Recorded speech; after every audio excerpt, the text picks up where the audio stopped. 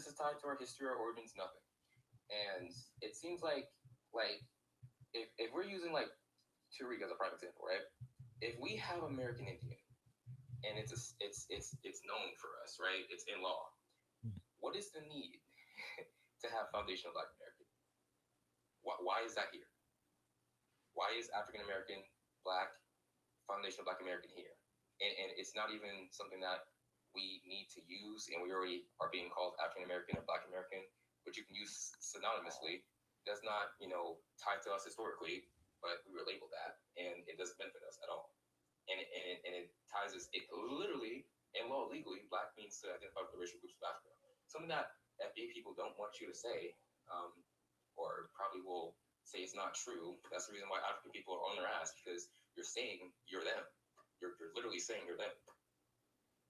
No, that's real. Why they're dealing in their politics and all that stuff, and you can't separate it because you're claiming to be them, but you don't want them to be involved in your politics. That doesn't make any sense. And we got to start questioning these people that when I would just that's just what happened. I went up on their panel and they was like, we don't want to see the definitions going back and it changes here and there. Oh, really? Isn't definitions and literature and law all that important, and especially history and precedents? Didn't Tariq tell y'all precedents? We got this cassette precedence history. You better learn history, but don't go back too far now. Which is about 1870 history. Okay, so no, yeah, I'm with you on that. And look, I was okay with using the word black for I was even okay with that. I was gonna skim through that because I'm like, I understand the contention with that because it's done changed over times and social blah blah blah. But the foundational black American thing, I can't do none of that. And at least my reasoning for it is gonna be because of the definitions, because we're not an ethnogenesis, because when I look at the census record, I don't see an ethnogenesis, and my personal record, I don't see an ethnogenesis. So that was really my whole four thing. So I appreciate you saying it. Go ahead, Ja. So this is why I go by American Aborigine Hey, Tabitha. because huh? Sorry, I was saying hey to Tabitha. Sorry. And Amore and Nikki and everybody else out there. I'm sorry, I haven't said hi to everybody. I love y'all. Go ahead. Because this is why I love my American Aborigine because it means black, like Black American, right? Traditionally, and it means American Indian, right? It means autochthonous. It means all of those, and there's nothing that comes before an Aborigine, besides time, of course. However, um, I was watching the live, and before you got up on there, Afro Elite basically said that saying that FBAs are indigenous will muddy their waters and their chances of getting reparations. What? I And missed that's that. what, yeah, so he stated that. I heard it word for word. When I commented, I said, so y'all are African? And then somebody replied to me, and then I got blocked by Afro Elite.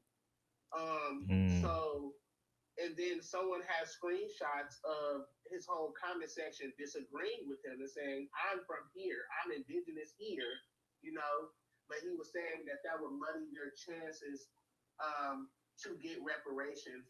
So no matter if you went up there and showed them the correct information, Sam, they still don't care. Afro Elite is leading with ignorance, and that is what he's doing, and I just see right through him. Just look at his name, Afro, right? That just means African today. And I'm sorry, but that's what it means today, right? But you held your ground when you went up there.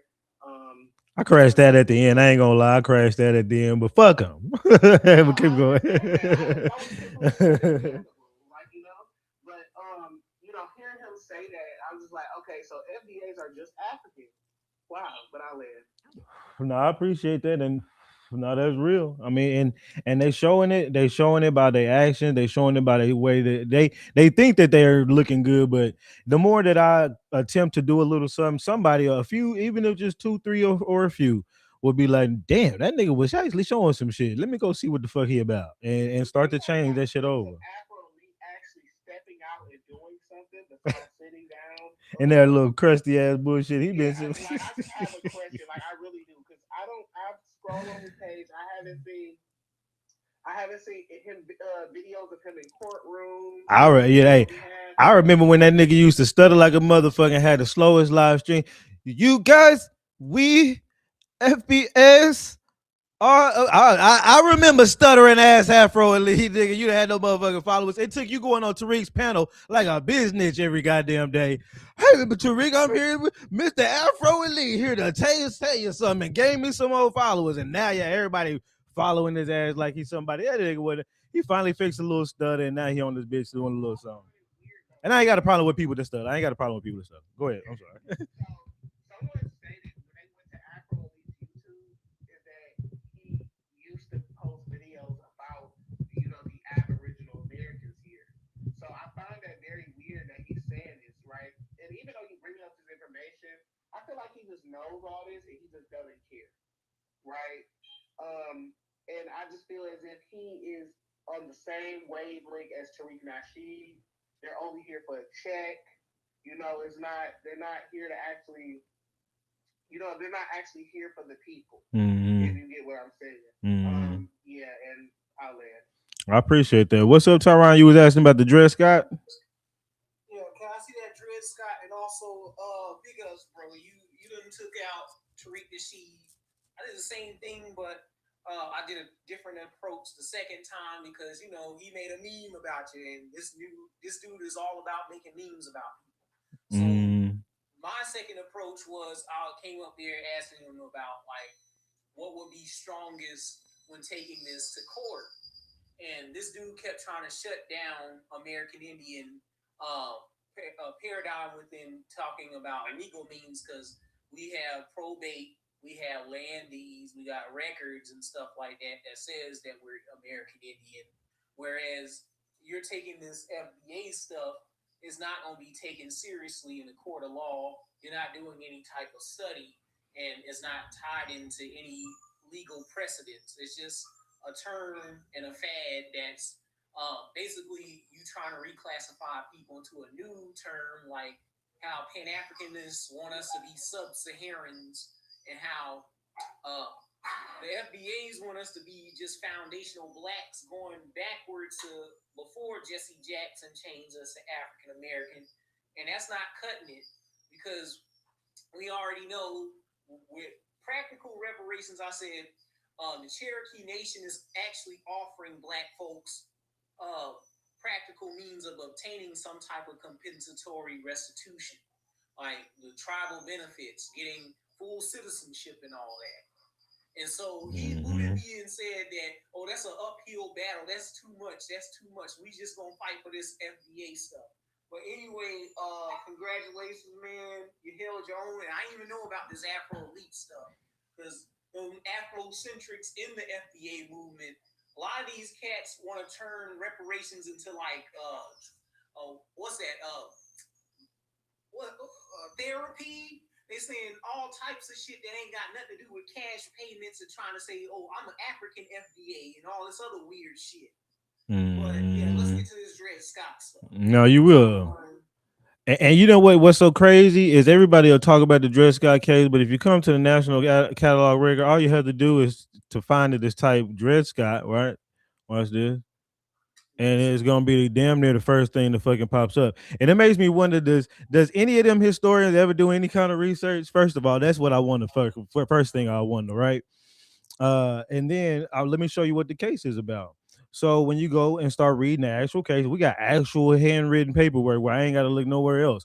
I go over here. We're gonna get a little closer. What's the case about? As you can see, this is Dred Scott, the plaintiff, against Mr. John F.A. Sanford, the defendant. This is a transcription of their handwriting.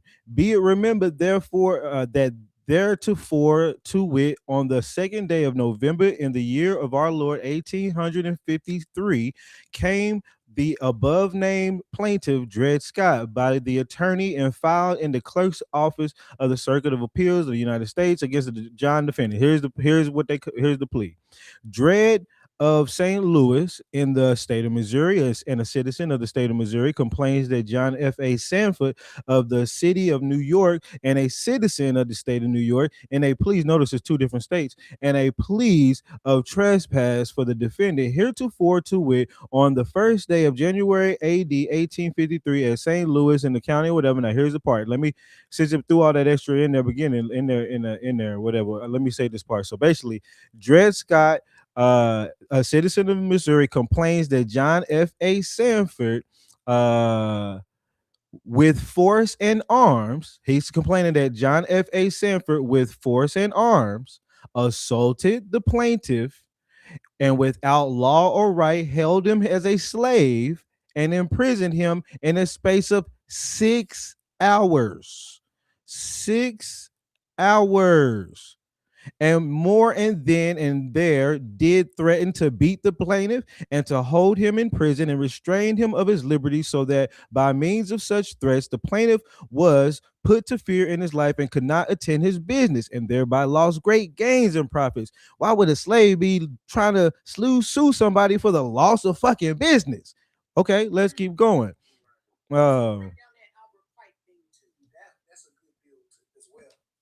So and so from that point, he's suing for the money. Let's talk about the money. Then he goes into multiple pages. Now later on, Sanford says, "Hey, he's a slave." Y'all just seen, why would, if he was your slave in prison, why would he be suing you in court for 6 hours of enslavement for $3,000?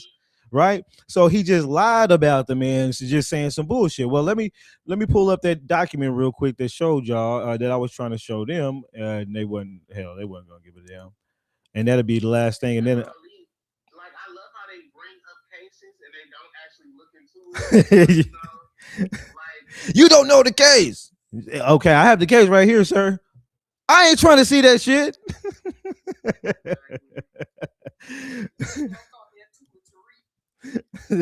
Tariq said, "Hey,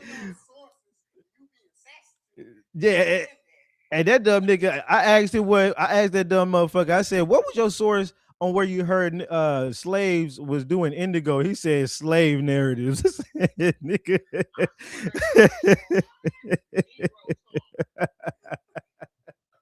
Your dumb ass. You be doing documentaries?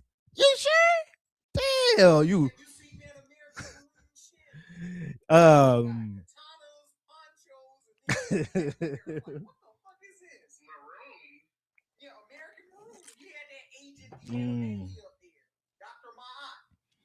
That's wild. I watched. I can't never get through all his. That's funny though. You know what? It's like subconscious. I knew he was bullshit. Like every documentary, I've only watched 3 of them, and I went to go. I literally went to go see Microphone Check, and I left about 30 minutes into that bitch. I was like, I gave my money. You know what I'm saying? I support the cause. I rented, and then I rented it. I said I'll watch it at home. I'm gonna get serious, right? I rented that bitch. I watched like 20, 30 minutes. Hey, don't get me wrong. It was some information, and for some reason it didn't keep my attention. And even Maroons, I rented Maroons. It didn't keep my attention, and some they just don't be keeping my attention. But let me read this real quick. So yeah, this is a newspaper article I found in 1857, and it says this will tear, just this alone will tear the Dred Scott case a new one. But there's another thing I got too, but I ain't even gonna get into all that. But this says Associate Justice McLean proceeded to express his views in the case of Dred Scott. This is a justice expressing his views. I didn't realize that till now. I just when I first read, I read all that other shit and got excited. But so this is the justice's view. He says, hey, after stating the facts relative to the subject, he proceeded to say that the plea as the jurisdiction is radically defective. Okay. He says it has never been held necessary, that's the yellow part, that to constitute that a citizen, a man should have the qualification of an elector, when we had to go into what an elector is, all that, so no. But females and minors may sue in federal courts, and so they may be able to. Individual have domicile in the state which he may sue. Basically, they're saying, hey, it doesn't make any sense about this whole thing about jurisdiction. If female, because they're saying because they said Dred Scott was an African slave, he can't sue that he didn't have jurisdiction. He wasn't a citizen of the United States. That's what brings into the whole birthright citizenship thing later on. But that ain't got nothing to do with actually. That ain't got nothing to do with birthright citizenship. That's what brings into the 1866 treaties that they start using African language on. The birthright citizenship, they use that as a make it seem like it was something for you, but that was for the poor Indians. That was thanks to TB. We know about that. But hold on, let me finish this.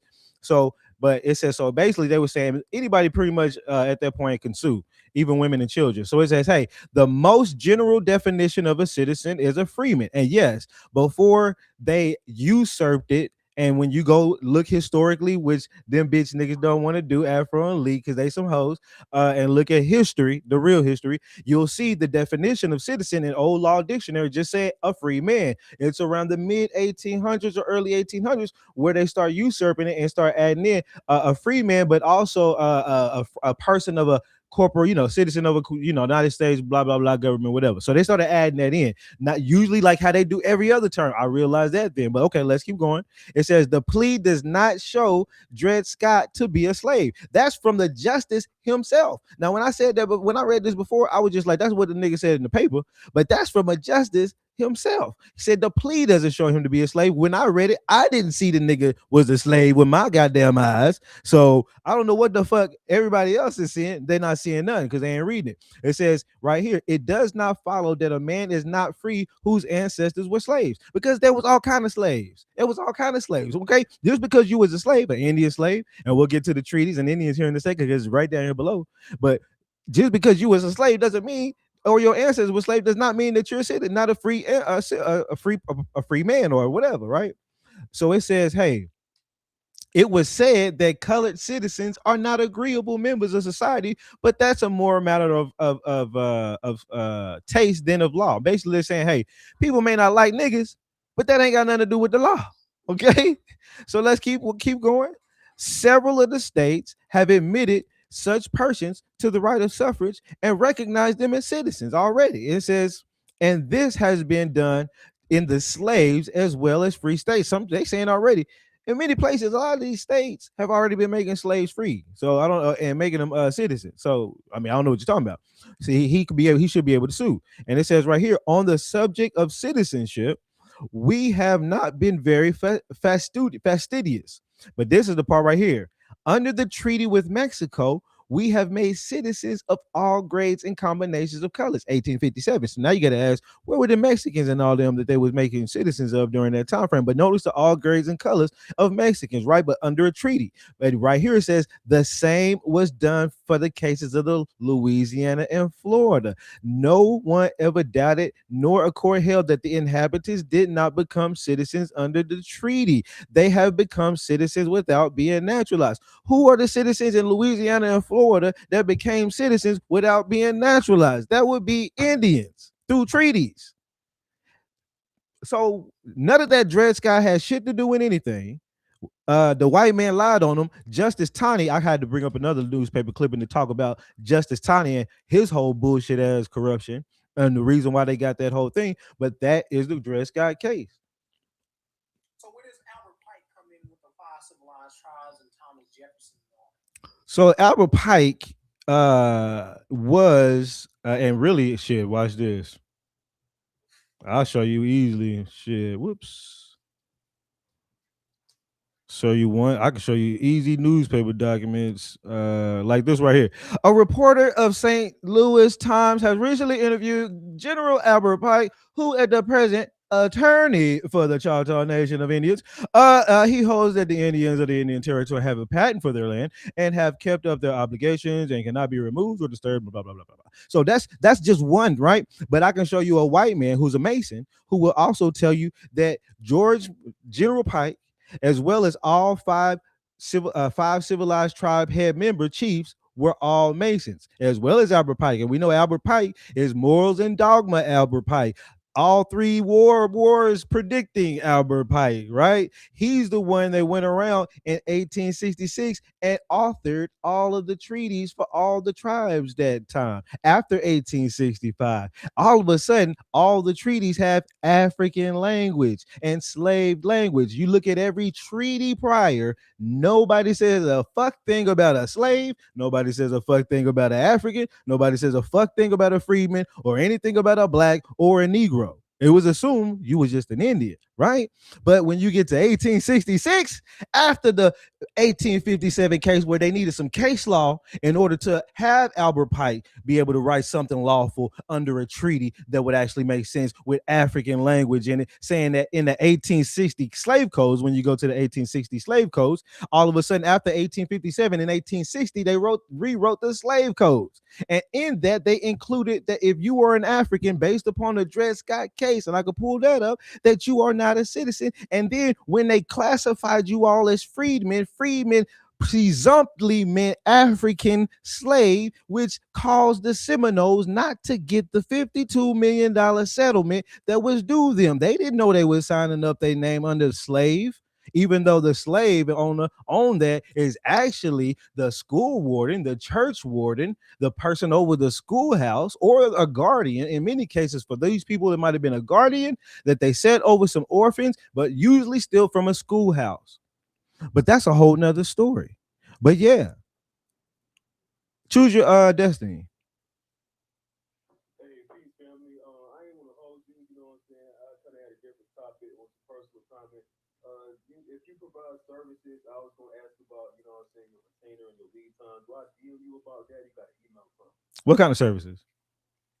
Email service. Uh, I have a very interesting situation. Maybe not, you know what I'm saying, somebody in your line of work, but, you know, I just want to talk and, you know what I'm saying, get some more, you know what I'm saying, information and make sure, you know what I'm saying, you know, no, you good. this is your opinion. So I'm assuming you're a genealogist by trade. No, And you no, their clientele occasionally. no. I'm not a genealogist by trade. But if you want to get that, there's J and A research, J and A.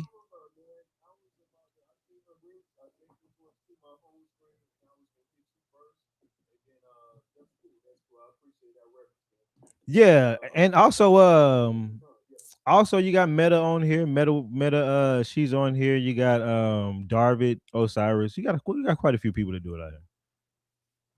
Yeah, I be seeing all of them. I ain't know who to really rock with at first, but yeah, there's some good suggestions. Appreciate you, bro. I'm a hot down. Yeah, for sure. Appreciate you. All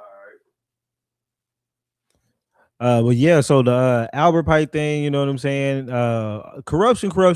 But you got to go pre 18, literally, and that's what's so funny. Now that I think about it in my head, 18, like when I say a lot of the corruption started about mid 1800s, 1850 said a little bit slightly before 1857. I mean, there's some corruption going on, yeah, but a big portion of it in the system going hella hard was then. I know some corruption, of course. We're going over corruption that happened before the spread of the churches in South Carolina, but that's a whole other thing too. What'd you say? So I just wanted to say this. When doing your genealogy, y'all, it's better to do it yourself because you have more of a connection with your ancestors like that. So it's all about connecting and reconnecting with your ancestors as you're finding them. Say their names, because it's probably been years since someone even spoken their name, you know, and you have more pride in yourself as you're doing your own genealogy, and I know it's hard, but it's better if you just do it yourself, you know. Yeah, It's okay to get help every now and again. yeah. I mean, you can do it. You definitely do it yourself. Go as far as you can, but you're gonna end up on some. Some people end up on some humps, and they just don't know where to go. Like even today, what's her name? Old girl, civilized native. She wouldn't mind if I say it, but she was asking me about a particular person in her tree in Mississippi. She said she got back to 1890, and I'm not a genealogist, but I do have a link on all the Mississippi records going back to census forms going back to 1800, maybe 1810. So I sent her that link, and so she could still continue doing it right there. But some people also ain't computer savvy. They're probably gonna need help. So if you need help, get your help. But hopefully you find somebody you trust that can. That's the main thing. Don't just Google some motherfucking body. You're right. Appreciate that, Alicia. Much love. Yeah, yeah. Don't just Google just anybody. That ain't gonna get you nowhere. That's probably gonna get you somebody calling you in Africa. Because that, what y'all was saying, there's a lot of new genealogists out here with a heavy following on TikTok on some pro African. I'm gonna get you back to Africa, and I hate Indians, and I'm gonna just shit on them on my TikTok videos, but I'm a genealogist. Shit, that's horrible. If you get in their hands, horrible. They gonna hide documents from your ass. You're a free man. They ain't got no documents. Yeah. Anybody? Go ahead. Also, to interject with that, with these Pan Africanist genealogies, like you got books by E. Franklin Frazier, and also you got books by even that Melville J. Hurstovich, that myth of the Negro past, they literally say that these Negro slave narratives are pretty much vague. So if you got somebody just saying, "Oh, I was born in Africa," right? It's not going in definitives, or they'll say that, "Oh, I've seen my parent that one time, and I seen that they came from an Igbo tribe in Africa." Oh, Frederick Douglass, for example, he sat up there and tried to say that, "Oh, I'm African. I got 1/32 African blood, and my mama looked like an Egyptian statue, and that's it." You can't just stop at there. You have to removed, and each were independent nations. going with their own feelings. My bad. Mama was Indian. Definitely was Indian. And I'm gonna play this clip here for you real quick. Yeah, and I'm gonna play this clip here for you real quick. This is that dude that's a Mason is gonna tell you what he's gonna tell you about Pike. In and of themselves removed, and each were independent nations in and of themselves before and since. The implicit trust of sense. I will limit my remarks primarily to the 5 civilized tribes. Those include the Cherokee, Creek, Choctaw, Chickasaw, and Seminole nations, as these were the major tribal governments originally situated south of the Ohio and east of the Mississippi rivers, and each were independent nations in and of themselves before and after the Revolution. Each also took sides against America during the Revolution. Each was forcibly removed to Indian Territory west of Arkansas by the United States government, and the leaders of each of the 5 civilized tribes were Masons. Right there, but let's let him keep going. We have at least one bit of evidence that the integration of the Indian with Freemasonry was cultivated in a kind of ambassador relationship. It is possible that a Maryland-born English loyalist named William Augustus Bowles brought Masonry to the leaders of the tribes. He was properly positioned to do so. On a sojourn to Florida, Bowles joined up with a party of Creek Indians. He was appointed to lead the civilized tribes in the war against the colonies. He married a Creek woman and eventually became totally integrated into the Creek tribal culture. In addition to being the military or war chief of the tribes, he was appointed. All right, hold on. So not only so you just seeing that, but I can also show you how they were setting up. Not only they were setting up, goddamn, the Yamasee tribe of Downington. Do you want to know what that is? The Say that a white man brought masonry to them. Yeah, and you know we was already doing masonry. And- You ought to pull up the book Sketch of the Seminoles, where they're talking about like the Aquawahal and the Yamasee, and the Seminoles are called blacker. They're literally called Negroes. Even really a thing in the 1700s. Yeah, they So were. it's just like when I see maps from the 1600s. It was the Creeks either. Right. They didn't exist. That's what I'm saying. So it's like, what are they talking about? I'm like Seminoles Revolutionary War. What is he talking about?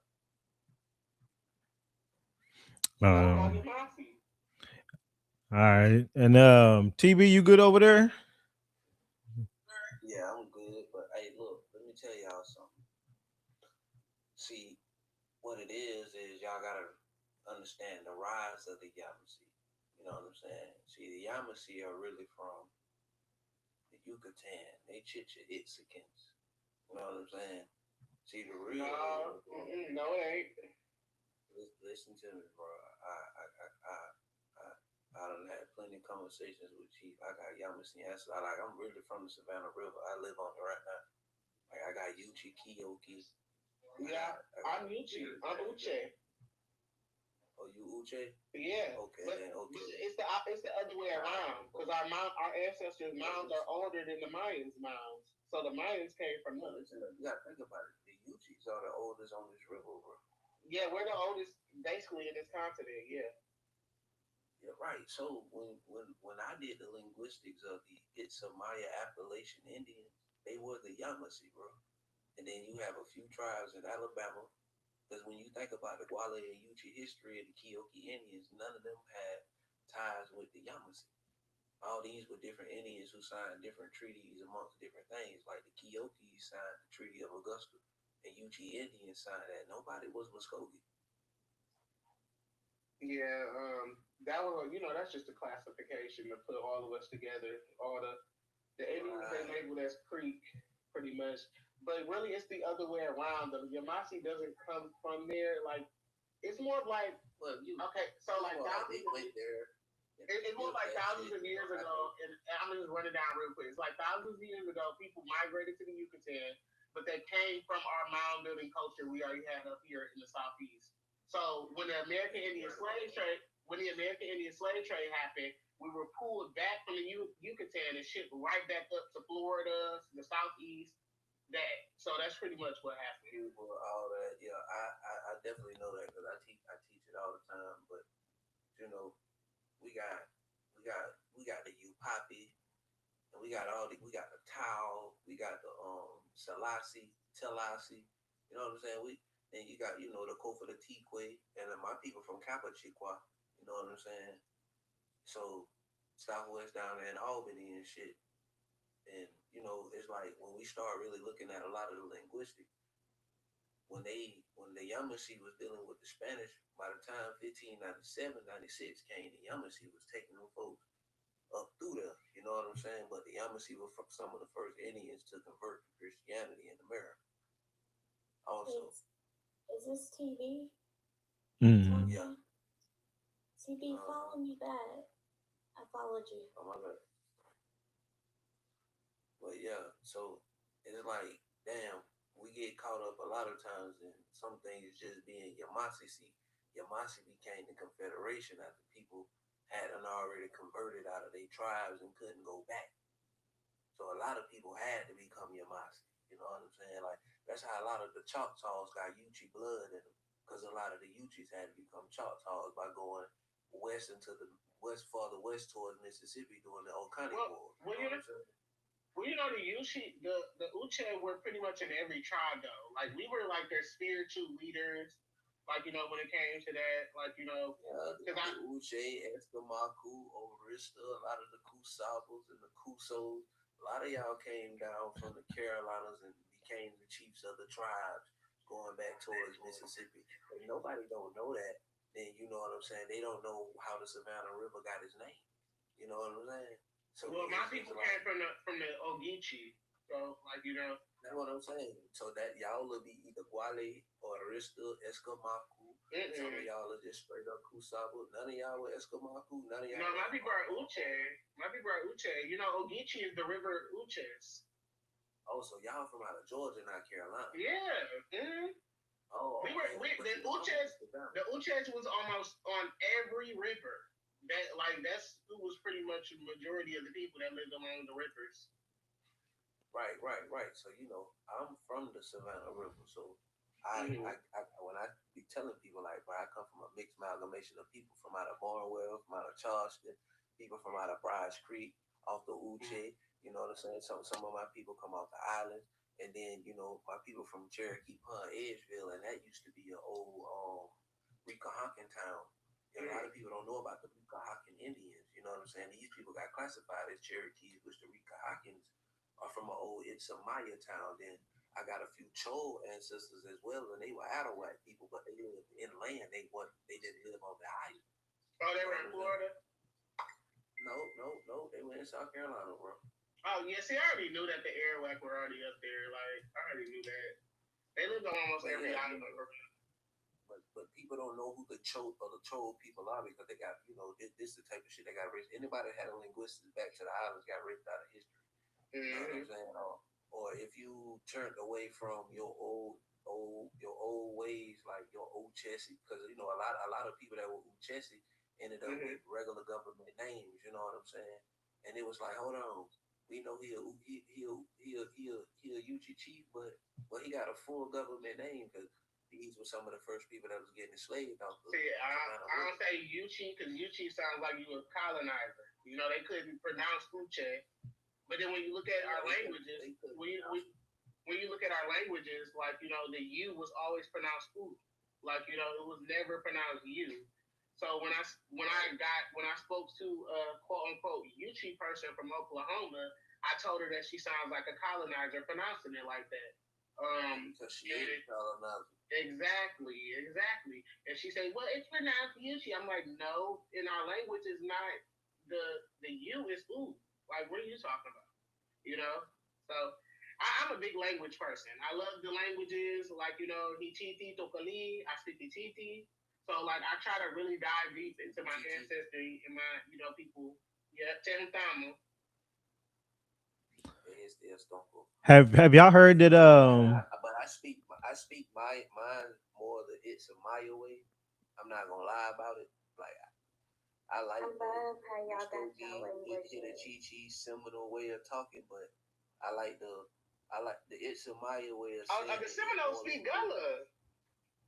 I know they speak Gullah, but if you really listen to some of the Seminole tongue, they still carry the ancient Isamaya tongue, like Chicha Itza. Like that's how you know some of these people have got the Uchi blood. Like, but that's how you know the Gullah language is actually indigenous.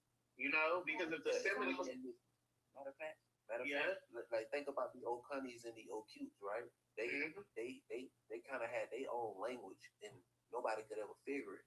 So when you listen to Hitichichi, which is Mikasuki, right? But then when you listen to damn, what is? Oh my goodness, I can't think of their name, but Hichiti is the language. Mikasuki is the people. But they were just Yamasi. But I suspect they got Kentucky touch as well. So like Can I say something really quick, y'all? I think it's beautiful that y'all know y'all indigenous languages. I'm still trying to learn mine. I know my folks spoke some type of Creole, and I'm also trying to learn what language Blackfoot Indians spoke. So that's cool. That's cool that y'all know it. Well, I can teach you. Tut. Tut is a prisoner of war language. Well, if y'all don't mind, hey, if y'all don't mind, I'm probably about to get on topic. I'm probably about to not to drop y'all on the. No. Yeah, y'all fine. I'm probably gonna drop y'all though, because I do want to cook. Like I can never cook when I got people on the panel. Never. I ain't gonna lie to you. So I'm probably have y'all go down, and then I'm gonna have. And if y'all want to come back up toward the end, and I mean all of y'all, and that's no disrespect to any of y'all. Just I'm gonna go ahead and at least cook for the good 20 to 30 minutes before somebody show up. And I was gonna go somewhere, but now that kind of fell through. So now I'm showing up somewhere. Somebody showing up. But so I'm about to cook though. But I got to go in on this whole foundational Black American thing. But I mean, you can sit up here, man, and just give me my time to get my cook on, and I'll let you chime in here and there. But too many people, everybody want to chime in. I can't do that. I could do that during that time, during when I got the panel open for that. But I got to go in about this foundational Black American thing. You know what I'm saying? Yes, good comment, but let's cook. Appreciate that, yeah.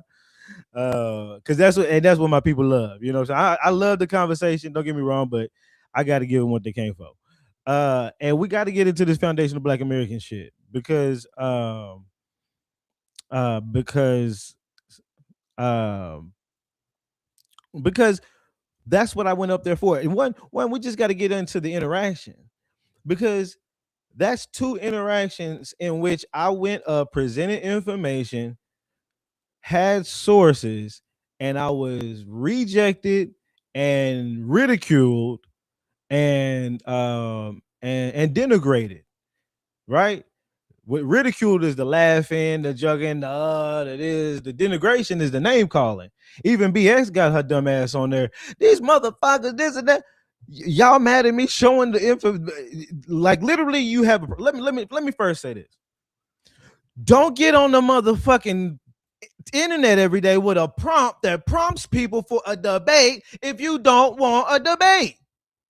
Why y'all get mad and talking all this shit? If you want to debate, bitch, that's what the fuck it's for. I'm talking about bitch, all of them. I ain't talking about her, bitch. Just bitch, period. That's what the fuck is for. Even though she called me a bitch and fuck that, blah, blah, blah, whatever. I wish they would play snip that and put it up, but I don't think he puts replays up like that. Cause I'd break that bitch down too. Let's see when the shit went awry. if anybody shouldn't have any patience for them niggas, it was me after what I just went through with Tariq, with Tariq. But I still went on that bitch. I still went on that bitch and decided to give it, look, I got to redeem my little bit of whatever on this bitch a little bit in front of you little bitch ass FBAs. Let me show them a little sources, say my little argument, and I get down. That's what you want, right? I ain't got to go into no debate with y'all. Your prompt says, what's the problem with foundational Black American?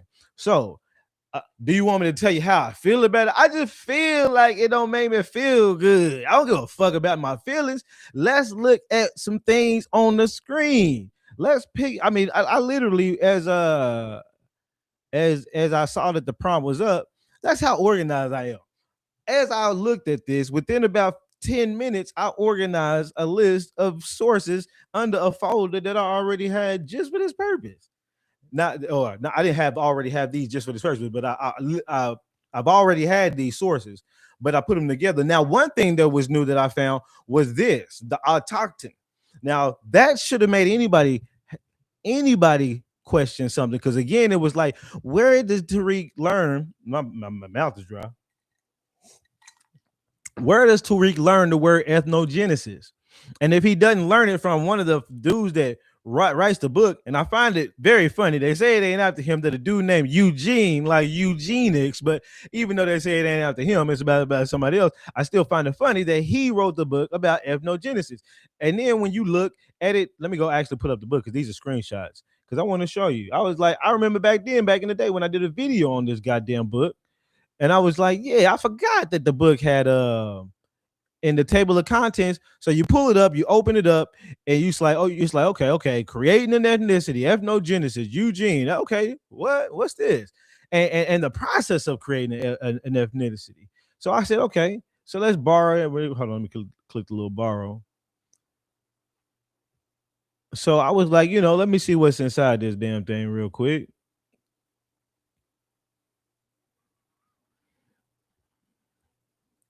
So you definitely bringing information. Appreciate that, boss.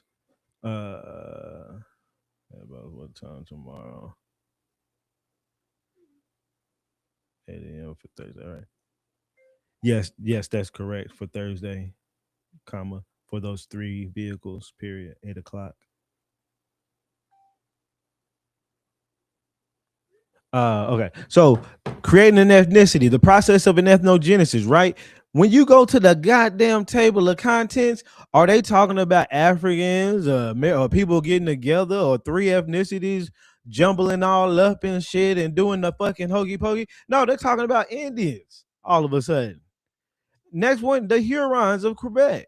Okay, next the Indian political ideology. Why would this? If he read this book, would he have seen all these things and passages about Indian French expertise, close relation with the Huron citizens, the Amara of Turco Huron in the reserve, Luba and the Kazi Zaire ethnics, natives, minorities of Belgium? That came out of nowhere. Ethnic subtleties, whatever. And don't get me wrong, I didn't read the whole. I obviously didn't read the book all the way, but I did decide to go. I was like, okay, well, let me look and see if there's anything that looks interesting right here. And then I noticed, who is an Indian? Nature of ethnic engineering. And I really haven't even read the whole thing yet. To be honest, I've only read like a paragraph on the bitch. But shouldn't that already get your heads turning like, hold on, wait a minute. Ethnogenesis. I don't know where this nigga got the word from. I opened up this old book written by Eugene. And in the table contents, this bitch is talking about creating another ethnicity. And the table of contents says it's all about these Indians. And they got this chapter right here with a subsection talking about ethnic engineering. Who is an Indian? That's a lot of things, right? But then when I turn to the page, that's the page I was just showing you, but let's turn to it. I think it was page 22. The first thing that really just kind of got me all up and crazy is that right there, the autochthons. Because I know I didn't hear that word until, to be honest, the first time I heard it was Sosolina, YouTube, before I came to TikTok. he started saying, but of course, I don't know where he heard it before. Yeah, he could have heard it from TikTokers, right?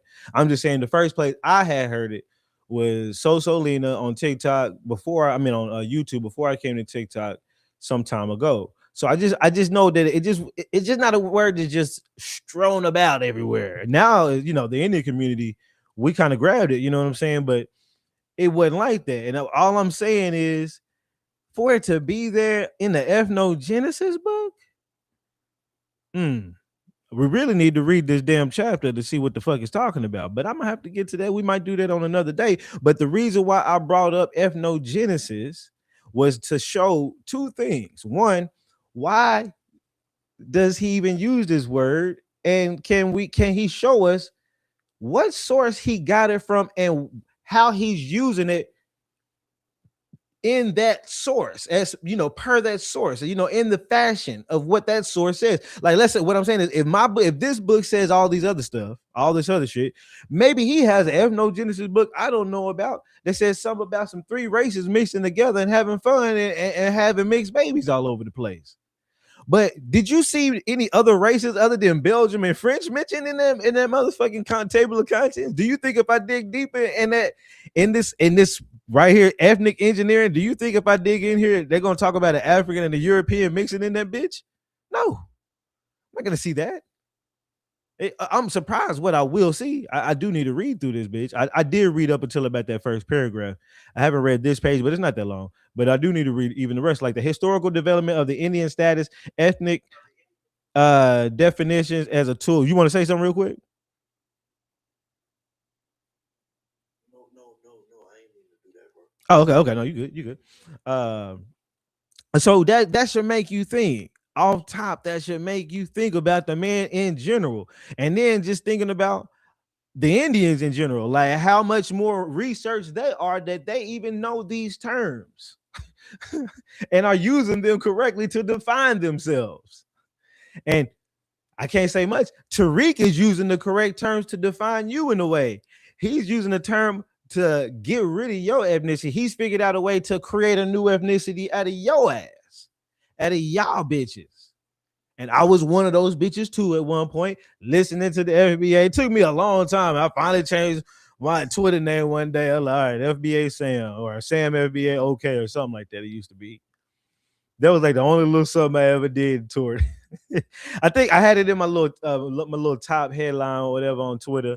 I think I said hashtag FBA. Then I went into like reparations, family from all black owned towns, Boley, Oklahoma, blah blah blah. That was my little tag.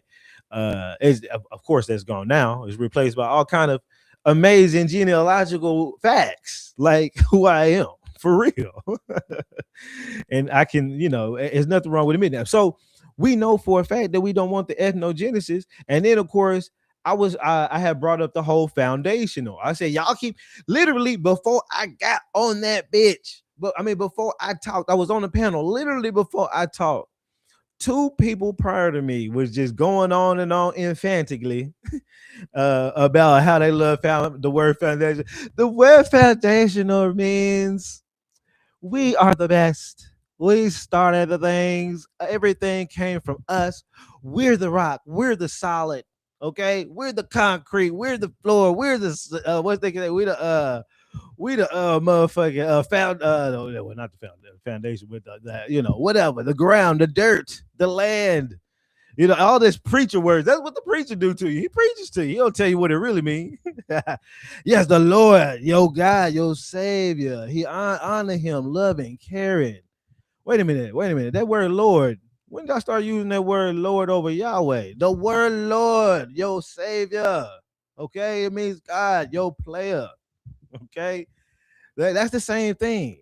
Okay, just not telling you what the word is, or telling you an alternative version of what the word is, but using the word in the sense that he knows it, because he knows it. That's why he used ethnogenesis. Ethnogenesis would be the founding. A foundation is the act of founding, not creating something. We created something new with these. Y'all, had a couple orgies and we got created something new. All right, you know what I'm saying? Hey, we just having fun with everybody out here. Y'all know how they love that black dick. Sorry, well, I'm on TikTok, but you know what I mean, right? I mean, and you know that graping they was doing, right? All that plays into it, right? But we've already gone into that about how you got to really talk truthfully about that story. They wasn't raping adult slaves like that, likely, because most of them had protections. Even the apprentices had protections, but some was getting away with impregnating some of their apprentices. Now when the story is more about them impregnating minors who were orphans who just had their parents destroyed in some kind of war or whatever kind of crazy bullshit you done did. Uh, Kidnapped them, off them, whatever, sent them off to the West Indies, whatever you done did. Now you have orphan children here by themselves in a horrible position. I still cry sometimes thinking about my ancestors. Never did I have before until figuring it out. Never did I have before. But now I think about the child to be in that place to talk about graping like Tariq does, as if it's just such a prevalent thing. Everybody had to deal with it and not know this, because what you do is when you do it in the way that they do it, when it sounds like they was graping everybody, white man is just has an advantage of you over you in your head. It's like he was over you, period. Yeah, we was graping. Yeah, you had no way you can get out of this. Even your man couldn't help you. I would do it in front of your man, just making up all kind of shit, just adding on to the story. And really, we probably added on to the story. They tell us a little bit, and the niggas add on everything. Okay, but when you really look at it, no, it was the apprentice. In many cases, it's going to be some apprentice. Not to say that some female slaves who were maybe caught up in the prison system or as a prisoner of war or got kidnapped, as we can find the Indians were being kidnapped, Indian women and children. Let me pull this up just for so those who ain't been here. Many of y'all already know, but I mean, I'll just go to it still. Kidnap right there. No, this one right here. And it says, by the traffic with the West Indies, we judge that the water in South Carolina was very generally considered bad. To those who know the Indians' attachment to their home and the strength of the family ties which bind them, it is plain that no surer way could be found of developing in them an undying hatred for the white people than their persistent kidnapping of their people. We may be quite sure that the warriors would hardly pay for the cost of capture, and that the bulk of the unfortunates sent into slavery were women and children. Okay? And then it talks about sending them off to the West Indies.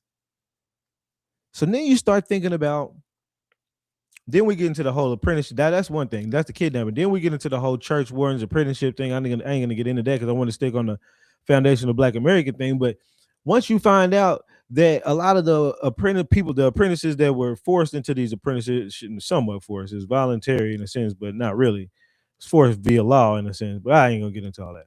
But once you find out that they were doing these things, like one of my best friends, he in history, he has a girl that a woman, Louisa Dunn, who was known for having 5 kids with a so-called YT guy at the time. Could have been a melanated person, but they say YT based upon the records. These people were hella light skin. Doesn't mean that though, but that's what they say. But she was 14 when she had the first child, and between 14 and like 20, barely even 21, I think she had all 5 children. I gotta go double check that age, because if it's before 21, 21 would have been her release as an apprentice, and then she had 5 children with with a Gibson after that. And then there's this whole dispute over heir's property because of blah blah blah, right? Because she got 10 kids, half of them with Tyson, half of them with Gibson. She's a Dunn. That's a whole nother thing. But regardless of it, and she was known to be Cherokee. Obviously, she had land, but regardless of that, she people were being killed. She probably could have been raped. Now you think, now if they were to tell the story like that, it doesn't seem like they were just doing some horrible thing over everybody in some dominant position. It seems like you was doing some really nasty PDF stuff to some children under your care as a guardian. Horrible things to children who just lost their parents. Imagine just losing your parents, sitting in a room thinking about your parents and where you at, and a bitch ass little dick bastard come up in that bitch to do something. It don't seem like a little slave Africa story now. Now it's a lot more real. Now you might want to actually shed some tears when you look at school children at the Tallahassee Manual Labor School. Well, some of those might have gone through it. Not all of some of those schools might have been fine because Tallahassee might have been fine. But the one I would say that wasn't fine, your Taft uh orphan blind and deaf school. Yeah, yeah. So in Oklahoma, you had multiple towns, black owned towns. Let me pull this video up of my I might already have it over here. Uh I can't remember which one it is though.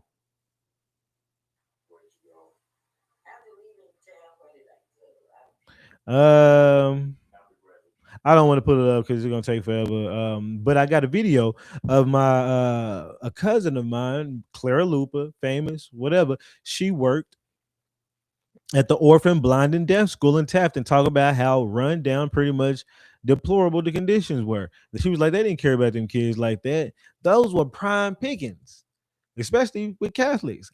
The Catholics had many different blind and deaf schools. I used to watch documentaries about it. They would prey on the blind and deaf kids. These is how sick these fools is, dude. So I ain't gonna get. Let me get back on topic. Let me get back on topic on this foundational Black American shit.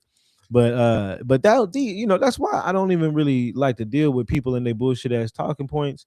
None of that shit ever resonated with me as truth when people were saying that everybody was great back then. It never resonated with me. And I used to say it all the time. I was like, I think I've said it on some of my videos and live streams in the past. I was like, there's no way every single one of our men would sit here on this motherfucking landmass and let you grape all women in front of us. Impossible, nigga. We'd have all died trying to get your ass. I'm sorry. Over and over again? Hell no.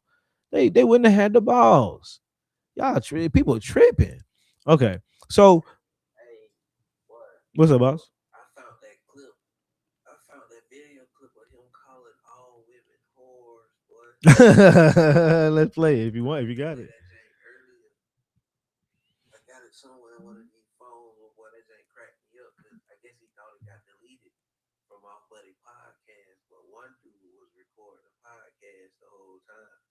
A girl get up on the phone and was saying like, "So you gonna act like you can't tell the age of a female when you see a teenager or something like that? Because what you just said about girls being whores in middle school and whoopie whoopie whoop, that don't make no sense coming out the mouth of somebody who's supposed to be a leader.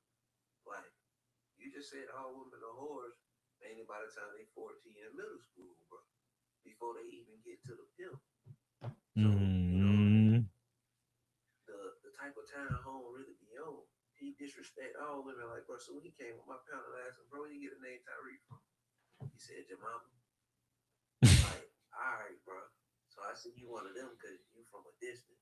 But, boy, just like you was raised in the country, I was too. So I want you, I know y'all be listening. I just want you and your people to know metal and meat don't mix when you get beyond cultural disrespect, bro. See, you claiming that you black culture, but you committed a cultural taboo, right? Because I wasn't talking about your mom. I ain't saying nothing about your people. Appreciate the tequila. Across the Mississippi gun line from Alabama, I'm gonna go in and teach you a whole lesson, my boy. Every time I run across one of your peoples in Augusta, Georgia, it's gonna be fist to face and boost the ass around this bitch. You heard me? So go ahead and tell them to have an uprise around here and make themselves popular so they can find out who Tootie from Bounty Hunter is. Straight up. That's real talk. And I've heard him say a lot. Appreciate that, Aquila. I see you out there throwing gifts like crazy. I appreciate that. Gotta dig. Appreciate that. Jen, CR the Great. What's happening? Appreciate that. Crew White in the building. Ready, set, go. Appreciate you in the building. Catnap Man, what's happening? Appreciate you, Gerbil. Appreciate that. And Body Empress, what's happening? Appreciate that. Gus, what's happening? I am Stars. Appreciate it. Both of y'all. Ja, appreciate that. Kid Kat, Cherokee, Chakora Goods. I love the name Chakora. Enola, what's happening? All of y'all appreciate that. Yeah, thank you so much. Appreciate it. Love to see you. All y'all, Jackson, love to see you. Smoke, y'all love to see you. What's happening? What's happening, Quantrell? What's happening with the cash? What's happening, Brass Profit in the building? What's happening? Love to see you. All y'all, man. Let's see what Geechee Yimmy, all y'all down up in here, man. What's happening? What's happening, man? I'm gonna cook a little bit further, and I'm gonna let somebody up.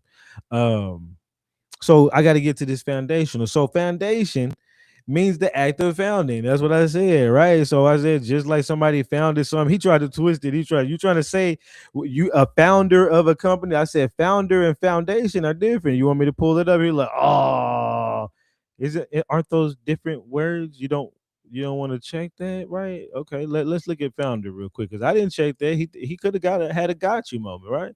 Founder. But I thought, let's see. To send to the bottom, to sink or fall, collapse, submerge, sink, fall to the bottom. I didn't know that. Bottom, foundation, not especially of ships in Middle English, where it typically meant fall to the ground, figuratively used. Now, see if I would have brought that up, then what he would have said. You gonna bring up that too? Oh man. You just can't let me use words the way I want to use these words. I don't give a fuck about law. I know they use words in a certain kind of way, and everything in law is about definitions and shit. But goddamn, I need these niggas to follow these words. Okay, I need them to know that founder is the sense of the bottom, and foundation is founding some shit. Okay, I don't need them knowing. I mean, I don't need them knowing that. uh, you know what? Hold on. I'm sorry, y'all. Go ahead if you want to say something, TB. I gotta take a second to send something real quick. But you don't have to also if you don't. Yeah.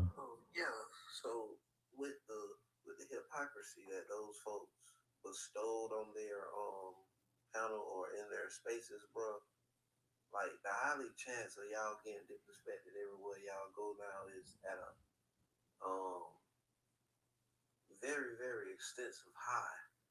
Like for now on, y'all women are exactly what Tyreek called women. Bitches and whores. You use that title. You are what the founder of your ethnicity is calling you. You see, y'all about the Hebrew Israelites who mean to women. Oh no. Oh no, no, no, no, no. Tyreek worse than them. Tyreek worse than them. So I want y'all women to know, because I know y'all listening, for every woman he's ever called a bitch and a whore, because they was against him, because he feel like he's a pimp or a player, or whatever the fuck he is, Mr. K Flex. We gonna flex on y'all ass and treat y'all like shit. So I don't want to hear no black men don't love black women. No, no, no. Indigenous men don't love African women. That's what it is. Get your country asses back wherever you came from. Or find your ancestors, bro. Because y'all really crossed the line. Now, I want y'all to know, for every unalive woman he disrespected the other day, all of y'all unalive parents are the same thing. I don't want to hear nothing about, oh, y'all was slandering his name. Well, I ain't say nothing about his mama. When he said, I got it from your mama, just know that nigga mama every motherfucking cuss word. She everything except God's child. Matter of fact, she is God's child. She a broken God's child. I can't help the fact that his mama was a hoe and sold her pussy, and that's where he get that language from. You know what I'm saying? Because we know he was a prostitute's baby, but that's fine. That is okay. He struggled his way from crack, running from Detroit to Alabama to Los Angeles. That's fine. That he had to sell his butt just to get a little fame. It's cool. But y'all ain't gonna acknowledge that, right? Fat Joe ain't mentioning no man's name unless that man done gave away his butt. How about that? How about that? If Fat Joe says your name, we know what use industry. Cause who knows you really? Like nigga, who knows you? Who knows you? Nobody. You only got on TikTok because this is where it's popping at, because Twitter ain't really hitting on that for you. But you be over there with the celebrities popping your mouth, but I'm starting to understand you now. Mr. I went to Senegal to hug the kids with malaria. But you was trying to catch malaria, nigga? Who finna hug a child with malaria? Make it make make sense, bro. Do niggas really think about this shit that they say, bro? So explain this to me, bro. Hey, listen, bro. Just explain this to me, Sam. You know how unsafe malaria is, right? Sorry, hold on one second. Sorry, YouTube folks. I'm gonna point the mic at the computer. I had to keep my TikTok open. They were telling me they couldn't hear a lot when y'all talk. So I'm gonna point the mic when they talk to the screen so y'all can hear them better. All right, my bad. Go ahead, boss.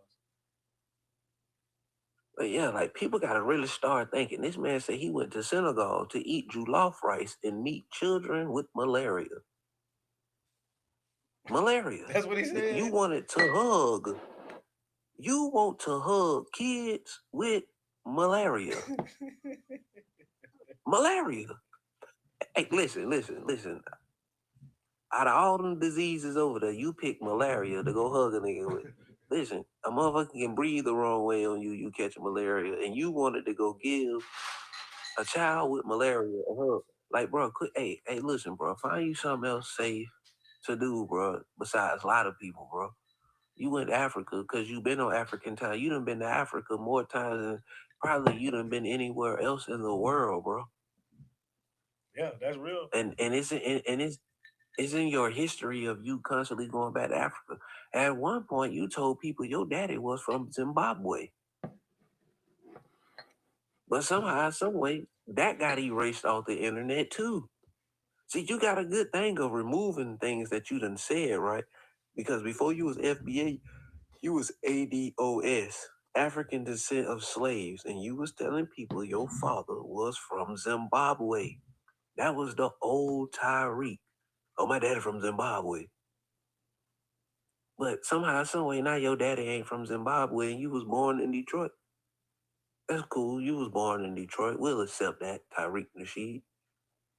But bro, I noticed that there's nothing in the world about you except for West End High School, Alabama, which you don't have no school photo on that motherfucker. We go looking through the yearbooks of that school don't even exist no more. So I'm like, hold on. The entire history of your school just disappeared? Right along with your class photos? That's interesting, boy. You got more secrets than Obama. And No. that's real. And I've seen him. I've seen all of this from him. I've seen all the shit talking he's done to the people, and I've also noticed that he's been a mystery to everybody this entire time.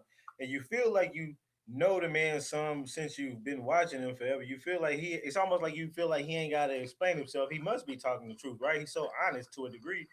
Hey, nigga ain't never been honest. I don't know what the hell the nigga been honest about. You know what I'm saying? So other than just whatever the fuck. I mean, he is kind of honest with the wordplay, but nah, he double talks a lot of double talk, a lot of uses of words with meanings and definitions like plebiscite and stuff that you just wouldn't know. So for him putting together the whole foundational, and then they try to say he got it from Dr. Claude Anderson and all that because he said Native Black American. I don't believe that shit. And even just right here, so like as we see, But like this the thing. That's what he first was saying. He was mm-hmm, going around saying we Native Black Americans, right? mm-hmm. He was on his Asiatic black man was all over the world shit. And this is the old Tyreek. But if you notice, the further you go back, you start noticing the old Tyreek is nowhere on the internet no more. Like, bro, he used to be a fat nigga, bro. And people forget this. I saw that. I remember And Tyreek used to be a fat nigga, bro. Know what I'm saying? This nigga lost weight and thought that he would, and now he just, I'm feeling myself. My beard grew in fully once I lost weight. Shit, I was able to get my hair to stand up a little taller. My shit don't look dry and nappy. My t-shirt ain't too big. Like, my nigga, some of us been fucking since we was kids. It's new to you, not to us. That's why you talk to women like that, because when you was a fat nigga, you couldn't get none. And it's okay. Damn. We know who you are.